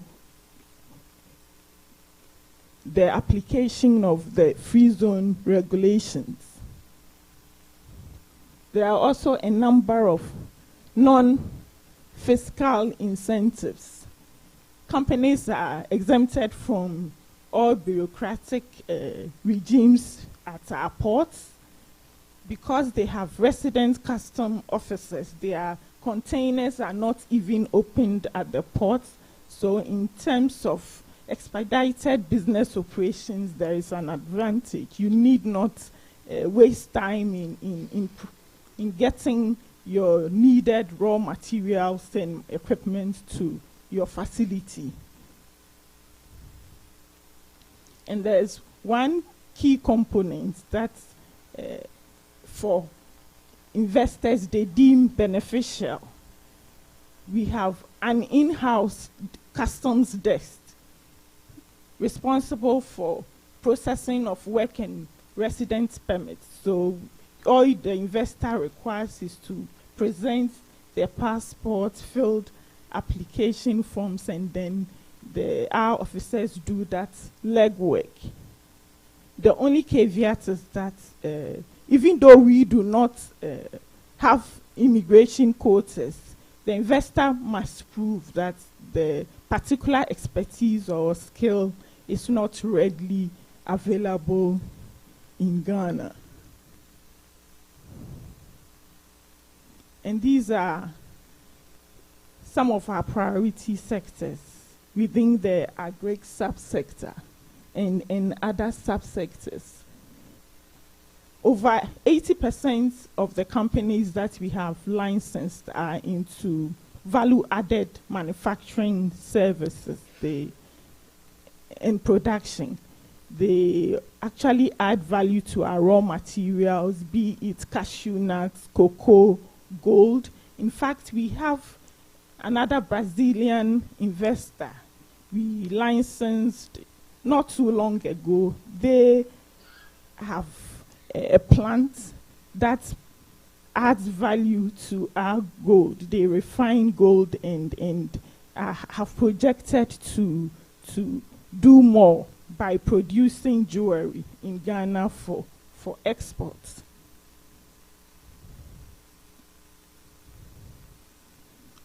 Mr. Yofi Grant touched on some of these, so I will not belabor the point. We have also licensed quite a number of pharmaceutical projects. Ghana has a very good reputation in terms of quality within the SAP region. So they have cited their projects within Ghana and are exporting to the rest of Africa. So these are the two Brazilian companies that are doing so well, and we are so proud of them. And we are expecting that the next time we come here, we would have a very tall list of Brazilian companies helping us to grow our economy. Thank you very much.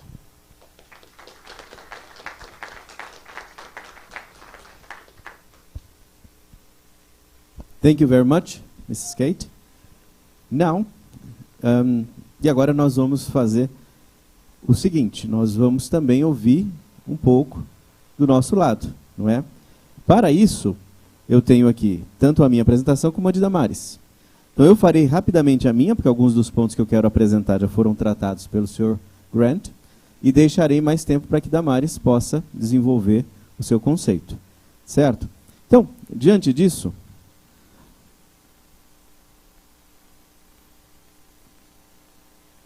pegar o controle. Nem tudo é digital, né? Algumas coisas ainda continuam sendo analógicas. Pois bem, o que nós fizemos aqui? Nós criamos aqui, trouxemos esse conceito, essa ideia, de entender acesso ao mercado. Por que Gana precisa estar no seu radar? Né? Qual que é o grande conceito, qual é essa grande ideia, essa necessidade? Então, aqui eu não vou repetir, porque o Sr. Grant ele trouxe exatamente esse conceito de história, o que é esse país Gana, não é? Quais são esses principais elementos, então, do tempo da sua independência e tudo, toda a evolução. Esse monumento aqui, gente, é muito interessante, bem no centro da capital, em Accra. Ele já deu esse exemplo. E nós trazemos também o quanto isso é importante, porque, de fato, para nós que fazemos negócio, é muito importante essa questão geográfica. Como também é importante a questão do ambiente de negócios que ele também desenvolveu e apresentou. Ele falou muito bem sobre ouro, sobre cacau, sobre óleo e gás. Então, esses são elementos fundamentais para que um país ele se torne realmente alvo de nossa atenção para desenvolver os nossos negócios. Ele já apresentou, aqui eu trago os números, né, mais quadradinho, como eu gosto de ver. Ele trouxe uma visão geral, eu trouxe os elementos aqui bem pontuais. O que o Brasil exportou para a Gana?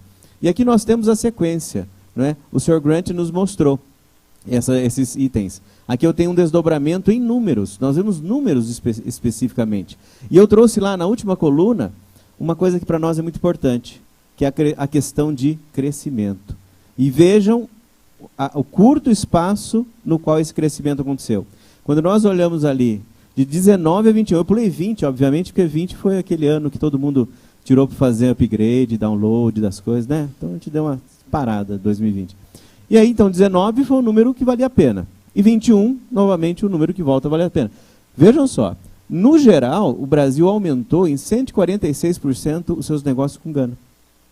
Isso demonstra exatamente a abertura do mercado para nós e o interesse deles por aquilo que fazemos. No açúcar, obviamente, 244%. Açúcar, fala de açúcar aqui no Brasil. Vocês já contaram quantas vezes a gente recebe e-mail de gente querendo açúcar? Eu encaminho, acho que mais ou menos uns 15 por semana para o pessoal que quer atrás de açúcar. Açúcar é novidade. Carne bovina, fantástico. Bebidas, e aqui, nesse ponto de bebidas, bebidas são bebidas preparadas, aqui são preparações alimentícias, aqui não é algo commodity, mas é algo efetivamente preparado, embalado, pronto para consumo, pronto para varejo. Então, quando a gente abre essa linha e vê essa oportunidade, fala, puxa vida, máquinas e equipamentos, o pessoal da Abimac está presente aqui, agradeço que deu o Paulo. Ó, o Paulo ali no canto, obrigado Abimac, presente com a gente. E aí, máquinas e equipamentos, tá? Também cresce, 74% de crescimento. Alimentos à base de proteína animal. E aí não só a carne puramente dita, mas as preparações. Então é o preparado que está interessante também nisso. Veículos, papelão, ração animal, como o Sr. Grant mencionou, eles estão desenvolvendo também as suas criações, principalmente na área de frangos, né? A parte de avicultura é muito forte. E aí, tintas, pigmentos, a Damares vai falar sobre isso, já que ela tem parte nesse número. Armas e munições, móveis e assim vai. Aí a lista era grande. Esses eram os principais. E mostra ali esse crescimento. Na mão inversa, e aí nós vemos o que nós estamos trazendo de Gana. Obviamente, um dos elementos extremamente interessantes é o cacau. Vejam ali, e vejam de todos os produtos, olha o crescimento da presença de Gana aqui no Brasil. Então, nós que somos comerciais importadoras e exportadoras também devemos ter atenção nesse movimento. Porque se eu também sou um operador da importação, eu tenho aqui grandes oportunidades. Olhem o quanto cresceu o cacau. O pessoal da Bahia está nervoso com o assunto. Bem nervoso. Né? Mas é um fato. Frutas e nozes, borracha, derivados, ração animal, óleo e gordura, alumínio que o Sr. Grant mencionou também. Nós entramos, vejam, não tínhamos histórico de importação de minério de alumínio até 2021. E agora começa a acontecer. Entrelaçados de fibras naturais, pedras e metais preciosos, o ouro entra aqui nessa linha interessante. Né? Nós tivemos, na verdade, até uma grande queda na parte do ouro, da importação do Brasil para cá. Da importação de Gana para o Brasil. Ali teve uma redução. Mas vejam o tamanho das grandes oportunidades. Não é? E aí, o Sr. Grant ele também mencionou ECOWAS. A ECOWAS é exatamente o acordo de cooperação desses países. Através de Gana, nós chegamos em todos eles. Então, e Gana, eu aqui reafirmo até o que ele mencionou, é exatamente essa estrutura de segurança operacional que nós temos a partir de Gana para toda a região. Então, aqui é uma região, muitos dos países, nós não temos uma facilidade de negócio e, eventualmente, proteção jurídica superficial. Agora, em Gana, nós conseguimos ter exatamente tudo aquilo que precisamos para operar com segurança, que isso é uma coisa importante para nós. A partir daqui, esse acordo, em português é CDAO, em inglês é ECOWAS. Todos esses países estão dentro daquele acordo. Então, todos os países do CDAO são acessíveis por meio de Gana, por acordos. Então, como nós vimos a apresentação da Zona Franca, algumas operações que eu posso fazer a partir de Gana, eu então elaboro parcialmente meus produtos daqui, finalizo, completo, concluo em Gana, e a partir de Gana eu faço a exportação para os demais países dentro do acordo. Tal qual nós fazemos, muita gente faz aqui com o Brasil em relação ao Mercosul. Então nós podemos usar Gana como um ponto de finalização de produtos dentro das zonas francas, do ambiente de zona franca, e dali ter acesso a esse acordo, no seu percentual devido, mas ali é muito mais interessante do que nós temos aqui no Mercosul. Isso aí não há dúvida. Não é? Bom, e aí os grandes números desse... Aqui eu estou falando agora da região. Vejam, a região, os maiores economias são Nigéria, Gana, Costa do Marfim e Senegal, são as maiores. População, 870 milhões. O Sr. Grant falou que nós temos ali na África 1,3 bilhão. Só naquele pedacinho da África Ocidental, nós temos 870 milhões de pessoas, com um PIB de 388 bilhões. Gente, é mercado. Nós que estamos no comércio internacional já há bastante tempo, nós experimentamos, vou voltar ali no começo dos anos 2000, nós experimentamos movimentos para Angola, por exemplo. E aí muita gente que foi para Angola logo no começo dessas aberturas, teve um grande sucesso. Aí muitos de nós que falam, nossa, Angola é negócio, já não era mais. Então é exatamente isso que Gana mostra para nós hoje. Gente, Gana se preparou, se estruturou, está aberta para negócio, e agora é a hora. Então, Não vamos fazer como fizemos em Angola, muitos de nós. Teve gente que aproveitou muito bem, né? Teve gente que, quando chegou, já era. Acabou o espaço. Então, vamos ver, que é uma região muito... Gente, e é uma região fantástica. Brasil CDL, ó, aí eu trago números Brasil CDL, da região toda. Esse não é só Gana, aqui é tudo. E quando eu olho o tamanho dos negócios, nós estamos falando em 2021, 2,5... 1, 2, 3... mil milhões... É número para chuchu? 2,5 bilhões de dólares, 44% de crescimento entre 19 e 21, cresceu 84% em açúcar, que novidade, né? Mas combustíveis, 50%, carne bovina, 113%, as tais bebidas, 192%, mais uma vez. Então, você que está nos negócios de produção de bebidas, alcoólicas, não alcoólicas, tá? Essa é a ideia, não é só bebida alcoólica que está entrando nesse capítulo. Esse é o capítulo 22 da NCM, que tem todas as bebidas. Águas, refrescos e tudo mais. Cereais, esse até caiu cereal. Cereal aqui basicamente é pautado por soja. Soja é o principal cereal que a gente mexe aqui nessa linha. Aeronaves também deu uma queda, né? Não se manteve, na verdade, né? A Embraer se manteve. Aqui quando a gente fala aeronave não tem outro, né, para falar. Basicamente, é Embraer. Os veículos, como vocês viram, eles estão lá começando as montadoras. Então é uma grande oportunidade pessoal de autopeças. General Products. A você aí. Grande oportunidade pessoal de autopeças, por quê? Existe o conceito de montadora. E as montadoras que estão lá são as que estão aqui. Peça dos carros de lá são os daqui. Grande oportunidade. E aí vamos, né? Alimento, proteína, etc. Então, toda a lista interessante de produtos. E essa é a parte interessante. E o que nós trazemos de lá? Mão contrária, né? Interessante ver isso, que tanto daqui para lá subiu 44%, como de lá para cá também subiu 44% de 19 a 21. Diante disso, o que a gente tem trazido? Fertilizante. A famosa história do fertilizante é uma pauta que o seu Grant mencionou para nós. A produção, a intenção de produção de fertilizante para atendimento do mercado local. E nós temos trazido, porque eles têm esse potencial de fertilizantes. Com a situação da Rússia e Ucrânia, quem é do agronegócio sabe muito bem o que eu vou falar agora, né? Ali é a principal fonte de fornecimento para nosso uso de fertilizantes. E está comprometido. Eu tenho que ir atrás de novos fornecedores. Então, você que está na área de importação, aí a região é fornecedora. Combustíveis fósseis, cacau e preparações, óbvio, né? Nós vimos bastante disso. Borracha, produto químico, vidro. Ó, vidro aqui, Damares. Você já sabe disso, não é novidade para você. Química inorgânica. A diferença entre química orgânica e inorgânica, para quem, como eu, cabulava a aula de química, e vai aprender mais tarde, é que a química orgânica ela é decorrente do petróleo, então a petroquímica, a indústria petroquímica que nós no Brasil somos fortíssimos, né? Diante do nosso contexto. Essa é a diferença de um de outro. Então a química orgânica ela é exatamente decorrente da petróleo e gás que eles têm. Máquina, equipamento, minérios, frutas, castanhas. Pois bem, gente, o que tem de negócio ali é fantástico. Essa visão aqui de Gana, primeira vez que eu vi essa foto, antes de nós irmos para a missão, primeira vez que eu vi essa foto, falei, uau, eu já tinha ido para vários países na África. E quando eu vi essa foto, falei, olha, interessante, né? Foi a Damares, inclusive, que incentivou, né? Ali tem uma série de conceitos ali de desenvolvimento, né, de como você chega lá no mercado, quais são as principais áreas de varejo, distribuição, contratos, tal. Aqui nós temos exatamente o ponto focal, né, com quem ajuda a gente a fazer negócio lá, que é a Câmara de Comércio. Nós aqui como Câmara de Comércio não poderíamos deixar de fazer referência à nossa congênere.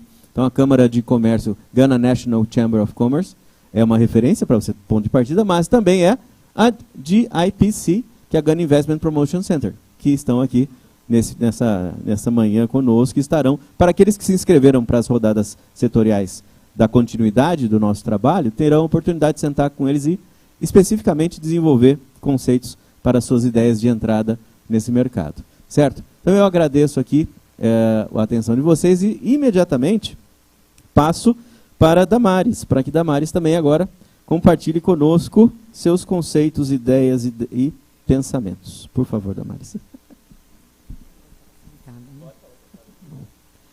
Bom, dando continuidade aqui ao que o Maurício falou, eu vou falar agora como empresária que atua... Não. que atua na África Ocidental há mais de 40 anos. A nossa empresa é associada a uma empresa da Alemanha que atua na África desde 1954 e abriu escritório no Brasil em 1988, mas eu já trabalhava em comércio exterior, eu atuo em comércio exterior desde 1980, e sempre com África. E Gana sempre foi a menina dos olhos da nossa empresa. Por quê? Primeiro, é um país onde tem um nível cultural diferenciado na África Ocidental, um nível mais alto em termos de escolaridade das pessoas. Segundo, é a estabilidade política de Gana, que isso também favorece o ambiente de negócios. E um porto bastante eficiente. E também tem os países próximos, vizinhos, como Burkina Faso, que é um grande mercado para negócios, que depende do porto de Gana. Temos ali o Togo, que não há uma frequência de navio, mesmo o Benin, o Porto de Cotonou, que são mercados importantes que não têm a frequência de navios do Brasil para a região, como tem Gana. Nós temos navios diretos partindo do Brasil para Tema. Também Costa do Marfim, que é um grande mercado e que também a gente pode acessar com maior facilidade através do Porto de Tema, em Gana. E a nossa experiência, nós já tivemos ali em Gana um armazém de distribuição. Então, eu endosso tudo o que foi dito aqui, tanto pela senhora Kate Abel, como pelo senhor Yofi Grant, porque nós temos experiência como importadores e distribuidores em Gana. É um país muito amadurecido no comércio internacional, tanto para a importação quanto para a exportação. Então, é fácil você conversar com um empresário ganense que importa ou que tem o interesse de importar ou de exportar. Também, hoje, nossos principais negócios lá na área de tinta, o maior importador de tintas em Gana é o nosso cliente. Hoje, ele também é indústria. Acho que todos conhecem Tintas Coral, lá, Mr. Cal, que é inclusive o cônsul do Brasil em Gana. Hoje ele importa mais matéria-prima do que mesmo o produto acabado, que hoje ele já está produzindo tinta localmente. E nós continuamos fornecendo alguma coisa de produto acabado, mas a maioria em tinta. E uma coisa que eu entendo aqui no Brasil, há pouco conhecimento de Gana. Não só de Gana, mas do continente africano em geral, o brasileiro não tem muita informação. Então, eu acho muito importante essa missão, trazendo tantas informações, que é para as pessoas realmente terem maior interesse em conhecer. Nós temos essa dificuldade de não ter navios direto para a África Ocidental, mas desde que eu assumi a presidência do CCX, eu tenho insistido muito para que nós fizéssemos uma missão para Gana. E hoje já foi instituído que a cada segundo ano nós vamos para Gana, né, Maurício? Então, fomos o ano passado, 2022, 2024 faremos outra missão para Gana. Lógico que como empresária eu vou ter um monte de concorrente, mas como CCX eu acredito que seja de extrema importância que as empresas visitem Gana, conheçam mais sobre o mercado. Não é muito da nossa natureza investir em outros países, como abrir indústrias, principalmente empresa pequena e de médio porte, mas vale a pena a gente ter um olhar ali para Gana, porque é um mercado estável. A gente ouve de tantas revoluções em tantos países africanos e a gente não ouve nada de Gana nessa questão de revolução, de greves e de problemas políticos, a gente não vê. E onde há estabilidade política, o ambiente de negócio também é mais seguro. Então, eu incentivo as empresas a terem um olhar mais carinhoso com o mercado de Gana, pensando também nas possibilidades de aumentar os seus negócios ali na região.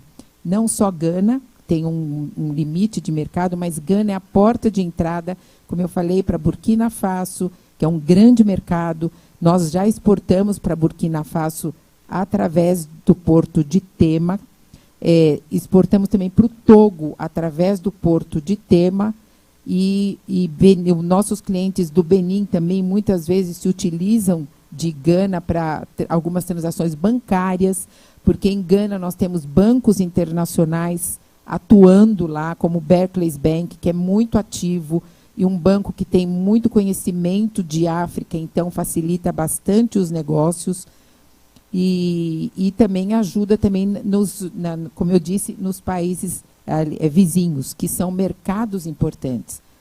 Como o Maurício mencionou, é muita coisa para a gente fazer ali. Tem muita coisa. Então, seria interessante a gente conhecer mais. Além de todas as informações que nós recebemos aqui, nos interessarmos para conhecer mais o mercado africano, e especialmente Gana, que, não por estar diante da delegação de Gana, para mim é o melhor mercado para se começar, é o mais seguro. Para mim seria hoje o único país na África onde eu moraria e tranquilamente. Então, para quem quiser visitar, tem restaurantes maravilhosos, principalmente para nós paulistanos que adoramos comer. Gana tem uma variedade enorme de bons, excelentes restaurantes, excelentes hotéis. Você vai se sentir seguro, tem segurança, você não tem medo de andar na rua, as pessoas são muito gentis, são amigáveis. Então, é um ambiente muito gostoso de trabalhar. Em termos de África Ocidental, é o melhor. Ali você tem indústrias, então, para quem atua na área de matéria-prima, também tem muitas possibilidades de fornecer matéria-prima. Gana e Nigéria, na costa ocidental, são os dois países mais industrializados. Então, Nigéria é um país bastante complexo para trabalhar. Nós também temos armazém lá, mas é mais complexo. Gana é um lugar muito mais tranquilo para a gente trabalhar, para quem quer iniciar. Na área de agrícola também, tem muita possibilidade na área de equipamentos. A Índia faz um trabalho enorme lá, com equipamentos, que nós temos toda a possibilidade de fazer e está sendo feito por outros.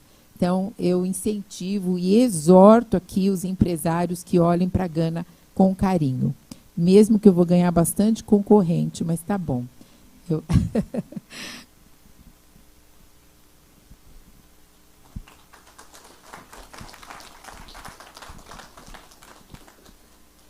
Muito bem.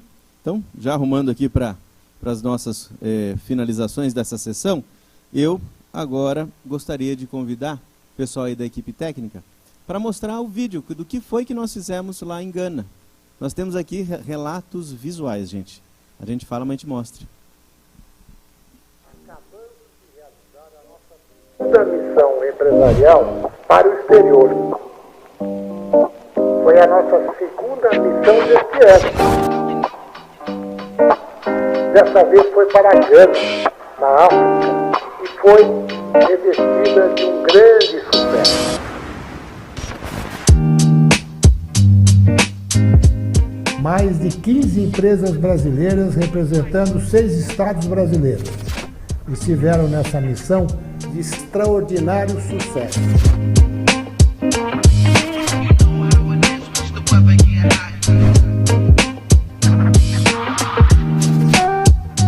Gana é um farol na África Ocidental, é um país tranquilo, democrático, isso não há a menor dúvida, uma democracia sólida e muito disciplinado.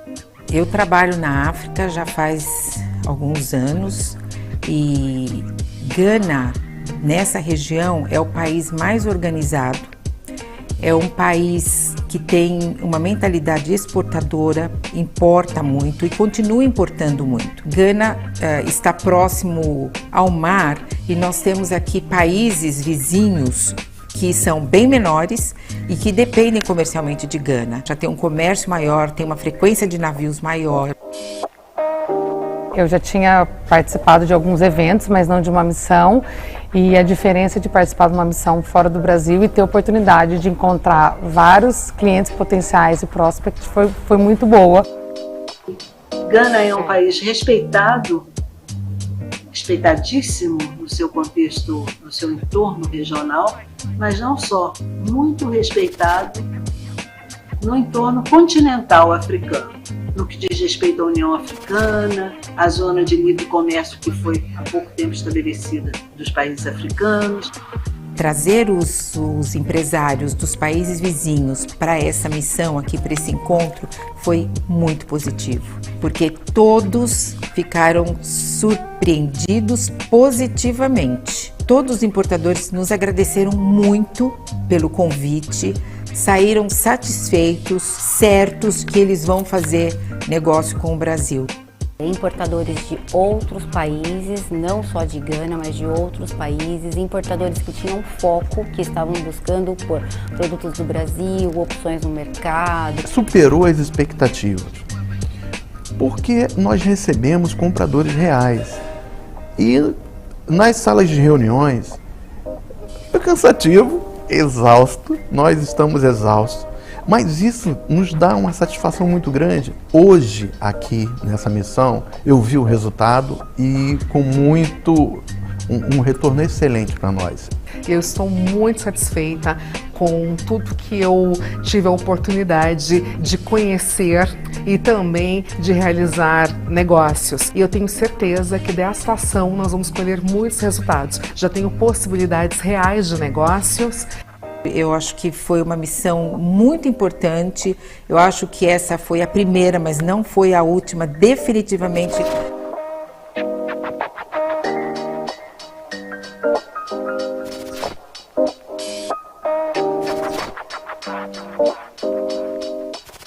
Creio que vamos voltar aqui algumas vezes mais para dar sequência ao trabalho iniciado, né? E quem não aparece não é lembrado. E em Gana, eu posso dizer para todos vocês que nós aparecemos.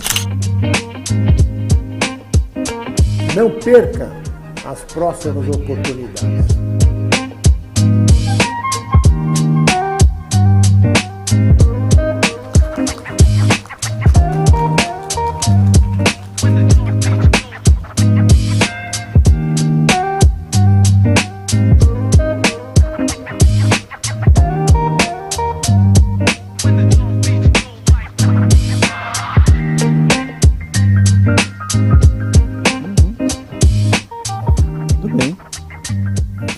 Bacana quando acaba bem, né?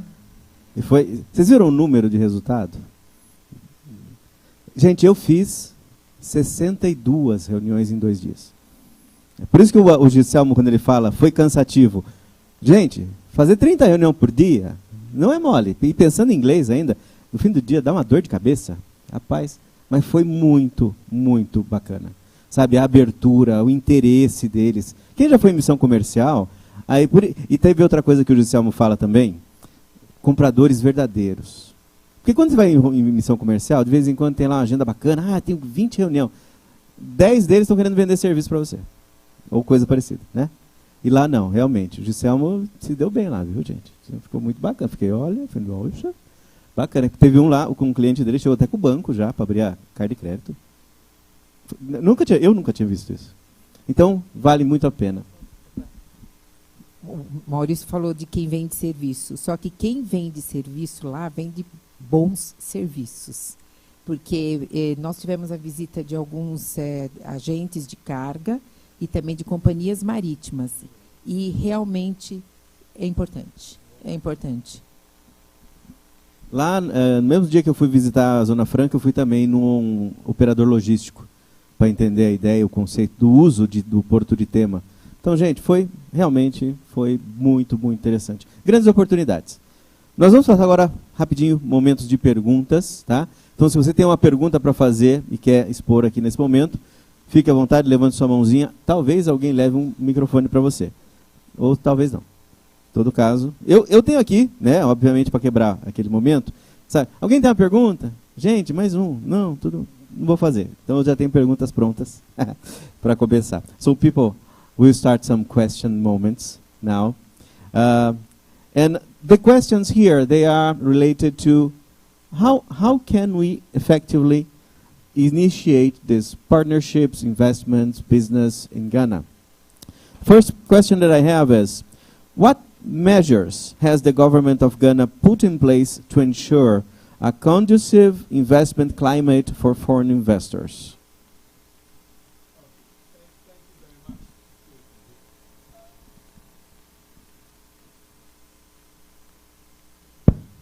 Thank you very much. You know, we have a pretty aggressive, first of all, there's the GIPC Act, which is a law which describes the environment for investors, foreign direct investors who come in, including incentives and all that.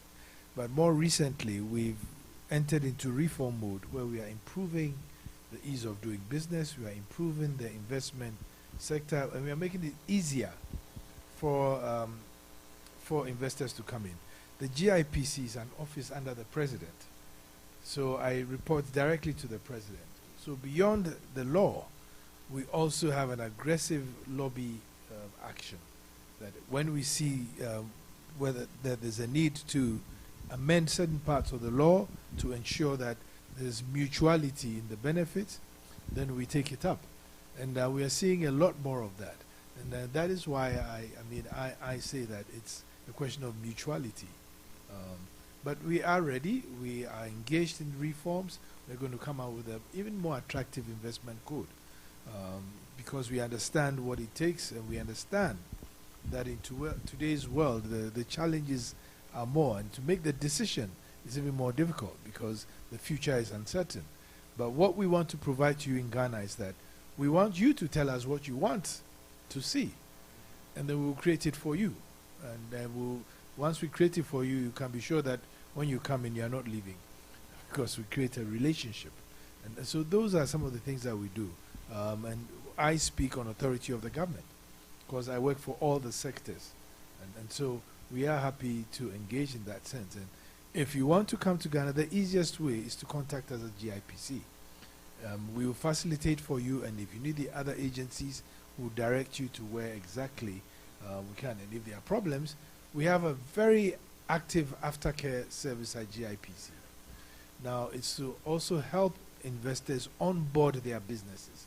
So if they need any other licenses, or they need some problems resolved with tax, etc., we intervene on their behalf, because we are part of government. And so although we are part of government, we sometimes represent the investor and say, well, this investor has this problem, we need it solved. And we give the reasons why. So, alguém pergunta? Plateia? Opa! Abimac. General Brothers, Abimac está aqui. É que na minha cabeça estava aqui os dois. A gente tem esse problema. Abre a gaveta, põe as coisas ali, né? Yeah, in fact, it's to talk about business. I'm not really I'm from a trading company here in Brazil. We deal with spare parts, agriculture, trucks, and vehicles. It's one of the most important sectors I've seen. My question is very simple. Where can I find potential customers in the country? Do I need to go for the Ghana Chamber of Commerce that I took here, the email? How can I approach them? Okay, thank you. very simple. Just let me have your contact. We would initiate, even from here today, I can get somebody to get back to you almost immediately. Interestingly, just before COVID hit, we were actually taking a group of business people who were in the spare parts business to Mexico. Now, the intention then was to get all these OEMs, and the Mexicans had expressed the interest that they wanted to understand the market, not just for Ghana, but for Africa. So we had a delegation of 50 spare parts dealers in Ghana who wanted to go to Mexico. We couldn't do it because of COVID, and we haven't done it since. But I can easily get you to, I'll get their addresses to you, I'll get them to contact you, and then you pick it up from there. But we don't manufacture parts in Ghana, so definitely we import. So it's a market for you. But I also think that it's just not that, but maybe you should go to Ghana you certainly should go to Ghana and see where the opportunity is. The bigger opportunity is even in West Africa, the countries around us, you know. And also, we are now assembling cars. So I think that is the point where you can actually make the face-to-face deals. Thank you. Very good. And don't take them to Mexico. Bring them here. Just like how I would take you to Nigeria, I'll bring you good. to Ghana. Yes, please. Very good. Mais alguém? Mais alguma pergunta? Senão eu passo para as minhas da lista aqui. Então, ó, enquanto você está preparando a sua pergunta, a BIMAC, se quiser se manifestar, está disponível, tá? Você viu que tem máquina para churros. Os caras querem fazer um monte de coisa do Mais Alimentos também. Você viu, né? Okay, I have another one here. What incentives are available to Brazilian investors to encourage them to invest in Ghana? And how will the government of Ghana and private sector work together to implement these incentives?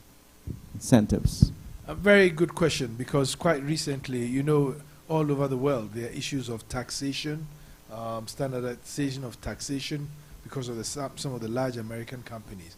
But for us, I mean, we are revising our regime. We have something that we now call the new exemptions law. It just got passed, which enables us to negotiate with the investor. But of course, if you are bringing in equipment and parts and in construction, for the period for which you are building or constructing, you have the VAT taken off the materials. You also have some tax exemptions to bring in the material, especially if you are building for commercial purposes. So those are very important, but we negotiate. Now beyond that, like I said, if you are investing in whatever you're doing and you're bringing in more than $15 million, then you can apply for what we call the strategic investor status, which will then give you the power to negotiate some more incentives to enable your business grow. What we would be asking you are questions like, so how many Ghanaians will you employ? How much taxes are you going to pay? And even if at the period you're constructing, you're not paying the taxes, after that, what are you going to do? Are you going to use Ghanaian labor to do the construction? And to understand the business. So those are some of the things that we'll do. And we have quite a lot of major construction companies, global construction companies in Accra. Some from Portugal. I think there's one or two from Brazil, I know. There are some from South Africa, some from Europe, and they are all working actively in Ghana. Very good. Talking about benefits, I remember from your speech that you mentioned that when we organize our company in the free zone, we are supposed to export 70%, and then we have an exemption. I did not get that part. All right, thank you very much. I think I touched on some of them in my brief remarks. Free zone companies, by law, have to export 70% of what they annually produce. And we have the mandate as an organization to issue 4 different kinds of licenses. We have the manufacturing license, and of course, majority of the companies that operate under our regime are into that subsector. We also issue a service license, and this constitutes about just 8% of the companies that we have licensed. So what they do is to add value and to whatever subsector of the service that they are engaged in and export abroad. So we have American companies in Ghana working for firms in US, what we typically refer to as business process outsourcing. We have a number of them. We also issue a commercial license, and just about 3% of the licenses that we issue fall into this subsector. The companies bring semi-finished products, finished products in bulk. They break bulk, pre-package, and export to the rest of Africa. And then we also issue a developer's license. And as the name suggests, they develop the industrial infrastructure for the designated free zone areas. So we have currently 2 developers, and our regulations are really flexible. You could approach our officers and tell us you have your own land, and what we would do is, after we assess your project, we will declare that zone a free zone area. Or you could also approach government for development of any of its land banks. And we still have land banks. We have land banks in the Western region. We have land banks in the Ashanti region. And we are negotiating with chiefs for more land banks. So that is also an important business opportunity. So whether you have a service, commercial, manufacturing, or developer's license, those incentives you would still enjoy if you are a developer and you require heavy-duty equipment, because, of course, you are developing the industrial infrastructure. You would be able to clear the equipment duty-free. You would enjoy the 10-year tax holiday. Your input for production would come in duty-free, and you would be spared all the bureaucratic custom procedures. But either you are a developer developing for occupation by enterprises, or if you are manufacturing, you are exporting at least 70% of what you are annually producing. And if you are a service company, you are indeed serving clients outside Ghana. Thank you. Thank you very much. Very good. Benefits, gente, benefit. Gente, 70%. Vocês estão fazendo a conta. Tem gente aí que está assim, ó. Estou vendo vocês fazendo conta. Mais alguém? Plateia, mais alguma? Vamos para a última, então, da nossa sessão. Pois não. I don't know who will be answering. Is it compulsory to have a partner, local partner, to open a company in Ghana? The simple answer is no.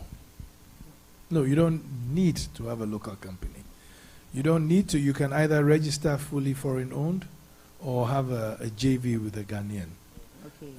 But is there any limit? I mean, I must have 300,000, 500,000 to open a company there? Yes, what we have, and it's not a restriction as such, but it was a mechanism that was put there when we had foreign exchange problems to enable us be able to service those who brought in cash. What it says is, if you are a fully foreign-owned company, you register fully foreign-owned, you have to demonstrate that you bring in a minimum of $500,000. And it's your money, it's not a fee. So you can use that to develop your business, pay salaries, rent a house, build a house, whichever it is. Now, if you are in a JV with a Ghanaian, then you have to demonstrate that you brought in a minimum of $200,000, which is also your own money that you can use for. But there's no restriction as to, in recent times, a new law on local content came in, which mandates that in certain sectors, you can't, as a foreign investor, you shouldn't own more than 49% after a number of years, especially in the oil and gas sector, which is considered strategic, and mining sector. But there are, we are looking at amending the law to make it still easier for investors who want to get into those sectors. But of course, the local content law was also done to ensure that we build local capacity. But let me give you a very interesting observation that I made. That very often, some of those companies that come in and are fully foreign owned, after a year or two, they come back and tell us that, okay, the people they brought in under the quota system, they want them to go back. Because they find it easier hiring local talent because it's cheaper for them. If they hire somebody from the market, they don't have to think of the person's home, his car, his kid's school, going to hospital and all those things. If you hire a local person, he already has those. But if you bring an expatriate, then first you have to pay them the expatriate levels. And then secondly, you have to provide certain basic things for them. So we realize that very often a lot of the companies come in, and after a year or two, they find Ghanaians to run the companies for them. And they find capable Ghanaians running them. Yes. Thank you. Thank you. Muito bom. Encerramos a nossa sessão 2. I will ask you to remain on the stage, and now invite our ambassador, Abena P.A. Busia, to give us final remarks and conclusions. Please.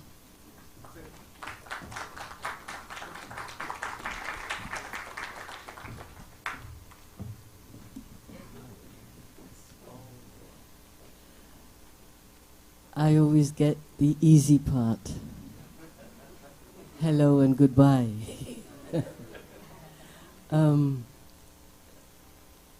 We have heard a lot this morning, a lot to digest. Even those of us who thought we knew some things have learnt some things. And it's always affirming when you go around the world thinking you come from a wonderful country, to hear other people affirm that indeed you do. Not only the people in this room, but on your tape, your ambassador, Maria Eleza. And I have to say, I say this all the time, in Ghana we have to be very grateful because your Ministry of Foreign Affairs, Itamarachi, always manages to find absolutely wonderful people to send to Ghana. Every Brazilian ambassador I've worked with has been superb, friendly, helpful, enthusiastic about Ghana, and supportive. So you should know that when as you're making your plans, you have us here, and you also always have friends in Ghana representing you to help you do the things you need to do. Our embassies is what we're here to do, to help inform, to help support, and most excitingly, to help generate. Now, is it possible to focus on that part of the map that shows Africa and South America on the slide, or else produce? This is to the tech people, technicians up there. I'm asking a question. I want to know, is it possible to focus on that lower part of the map, or there were several maps in other people's slides? I'm sorry I didn't pick up one, but I want one that shows the outlines of the continents, that shows the proximity between Ghana and Brazil. Otherwise, what I want is this, highlighted. Is that possible? No, it's not. Is it possible to find somebody's slide with... I wasn't expecting to do this. I should have thought of it. Is you know. If it's not, I'll just talk. But, I should wait a minute. Thank you. Thank you. It can be from anybody's slide. I just need the outlines of the continents so that I can talk about, where is Ghana and where is Brazil.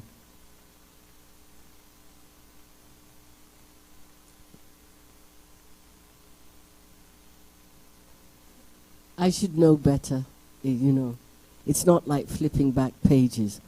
But I'm looking for that particular visual. There we go. Thank you.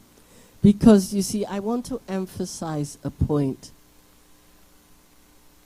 A lot of what is going to help us is understanding who we are, which is based on education and conversation. And one of the biggest lies we need to overcome is that we are far away from each other. We are not.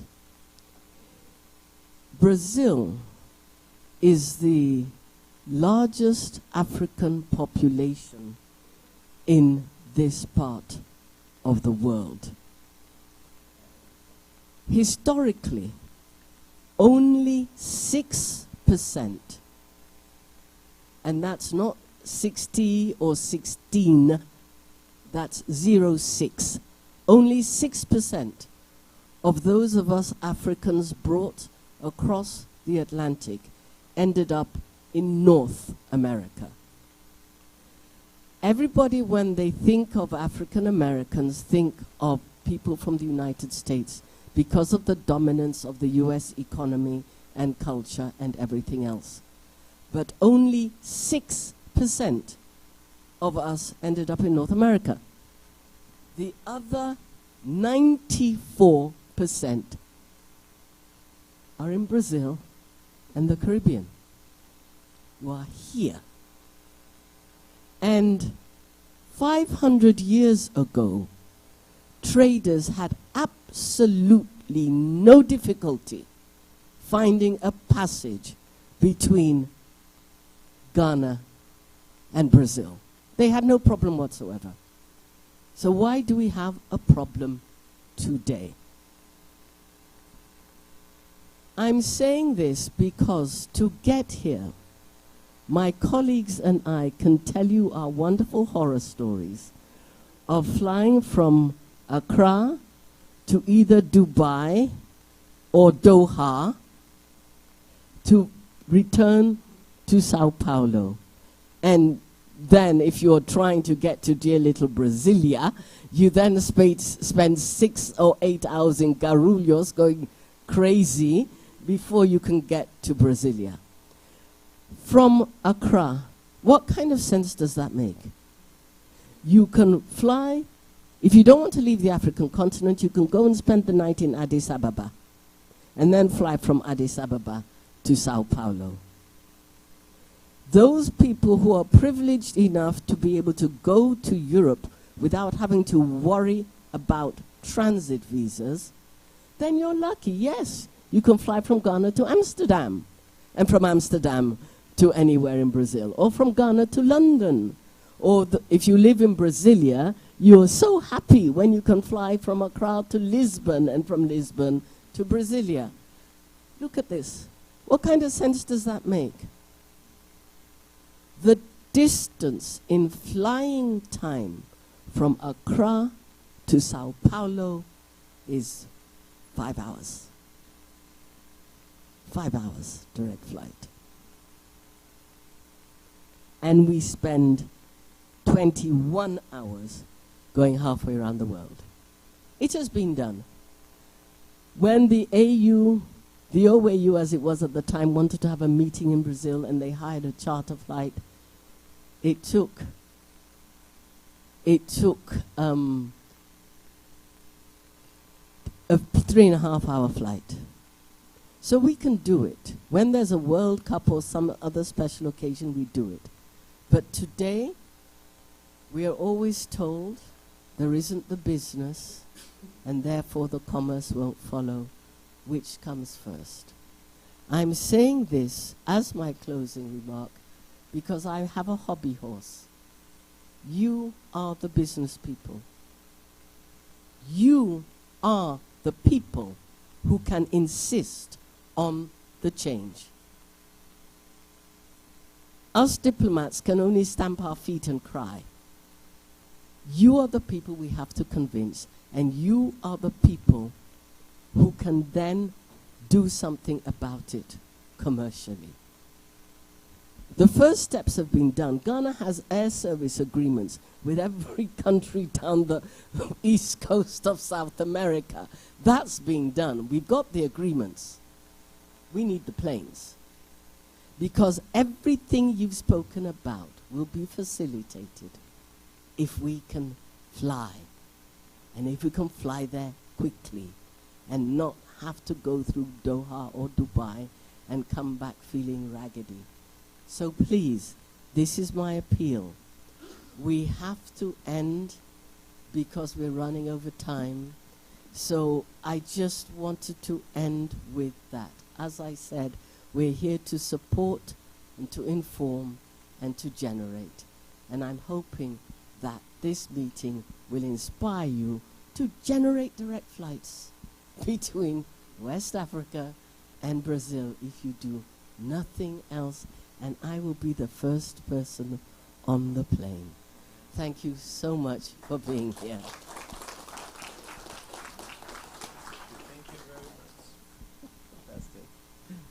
Muito bem, pessoal. Concluímos aqui então a nossa sessão Gana. Então agradeço mais uma vez a presença de vocês, a participação. Aqueles que se inscreveram para as rodadas setoriais, nós teremos continuidade. Nós temos o momento do almoço e a continuidade. E aos demais, estamos aqui à disposição, o que precisarem de informação, novos mercados, interesses, câmaras de comércio.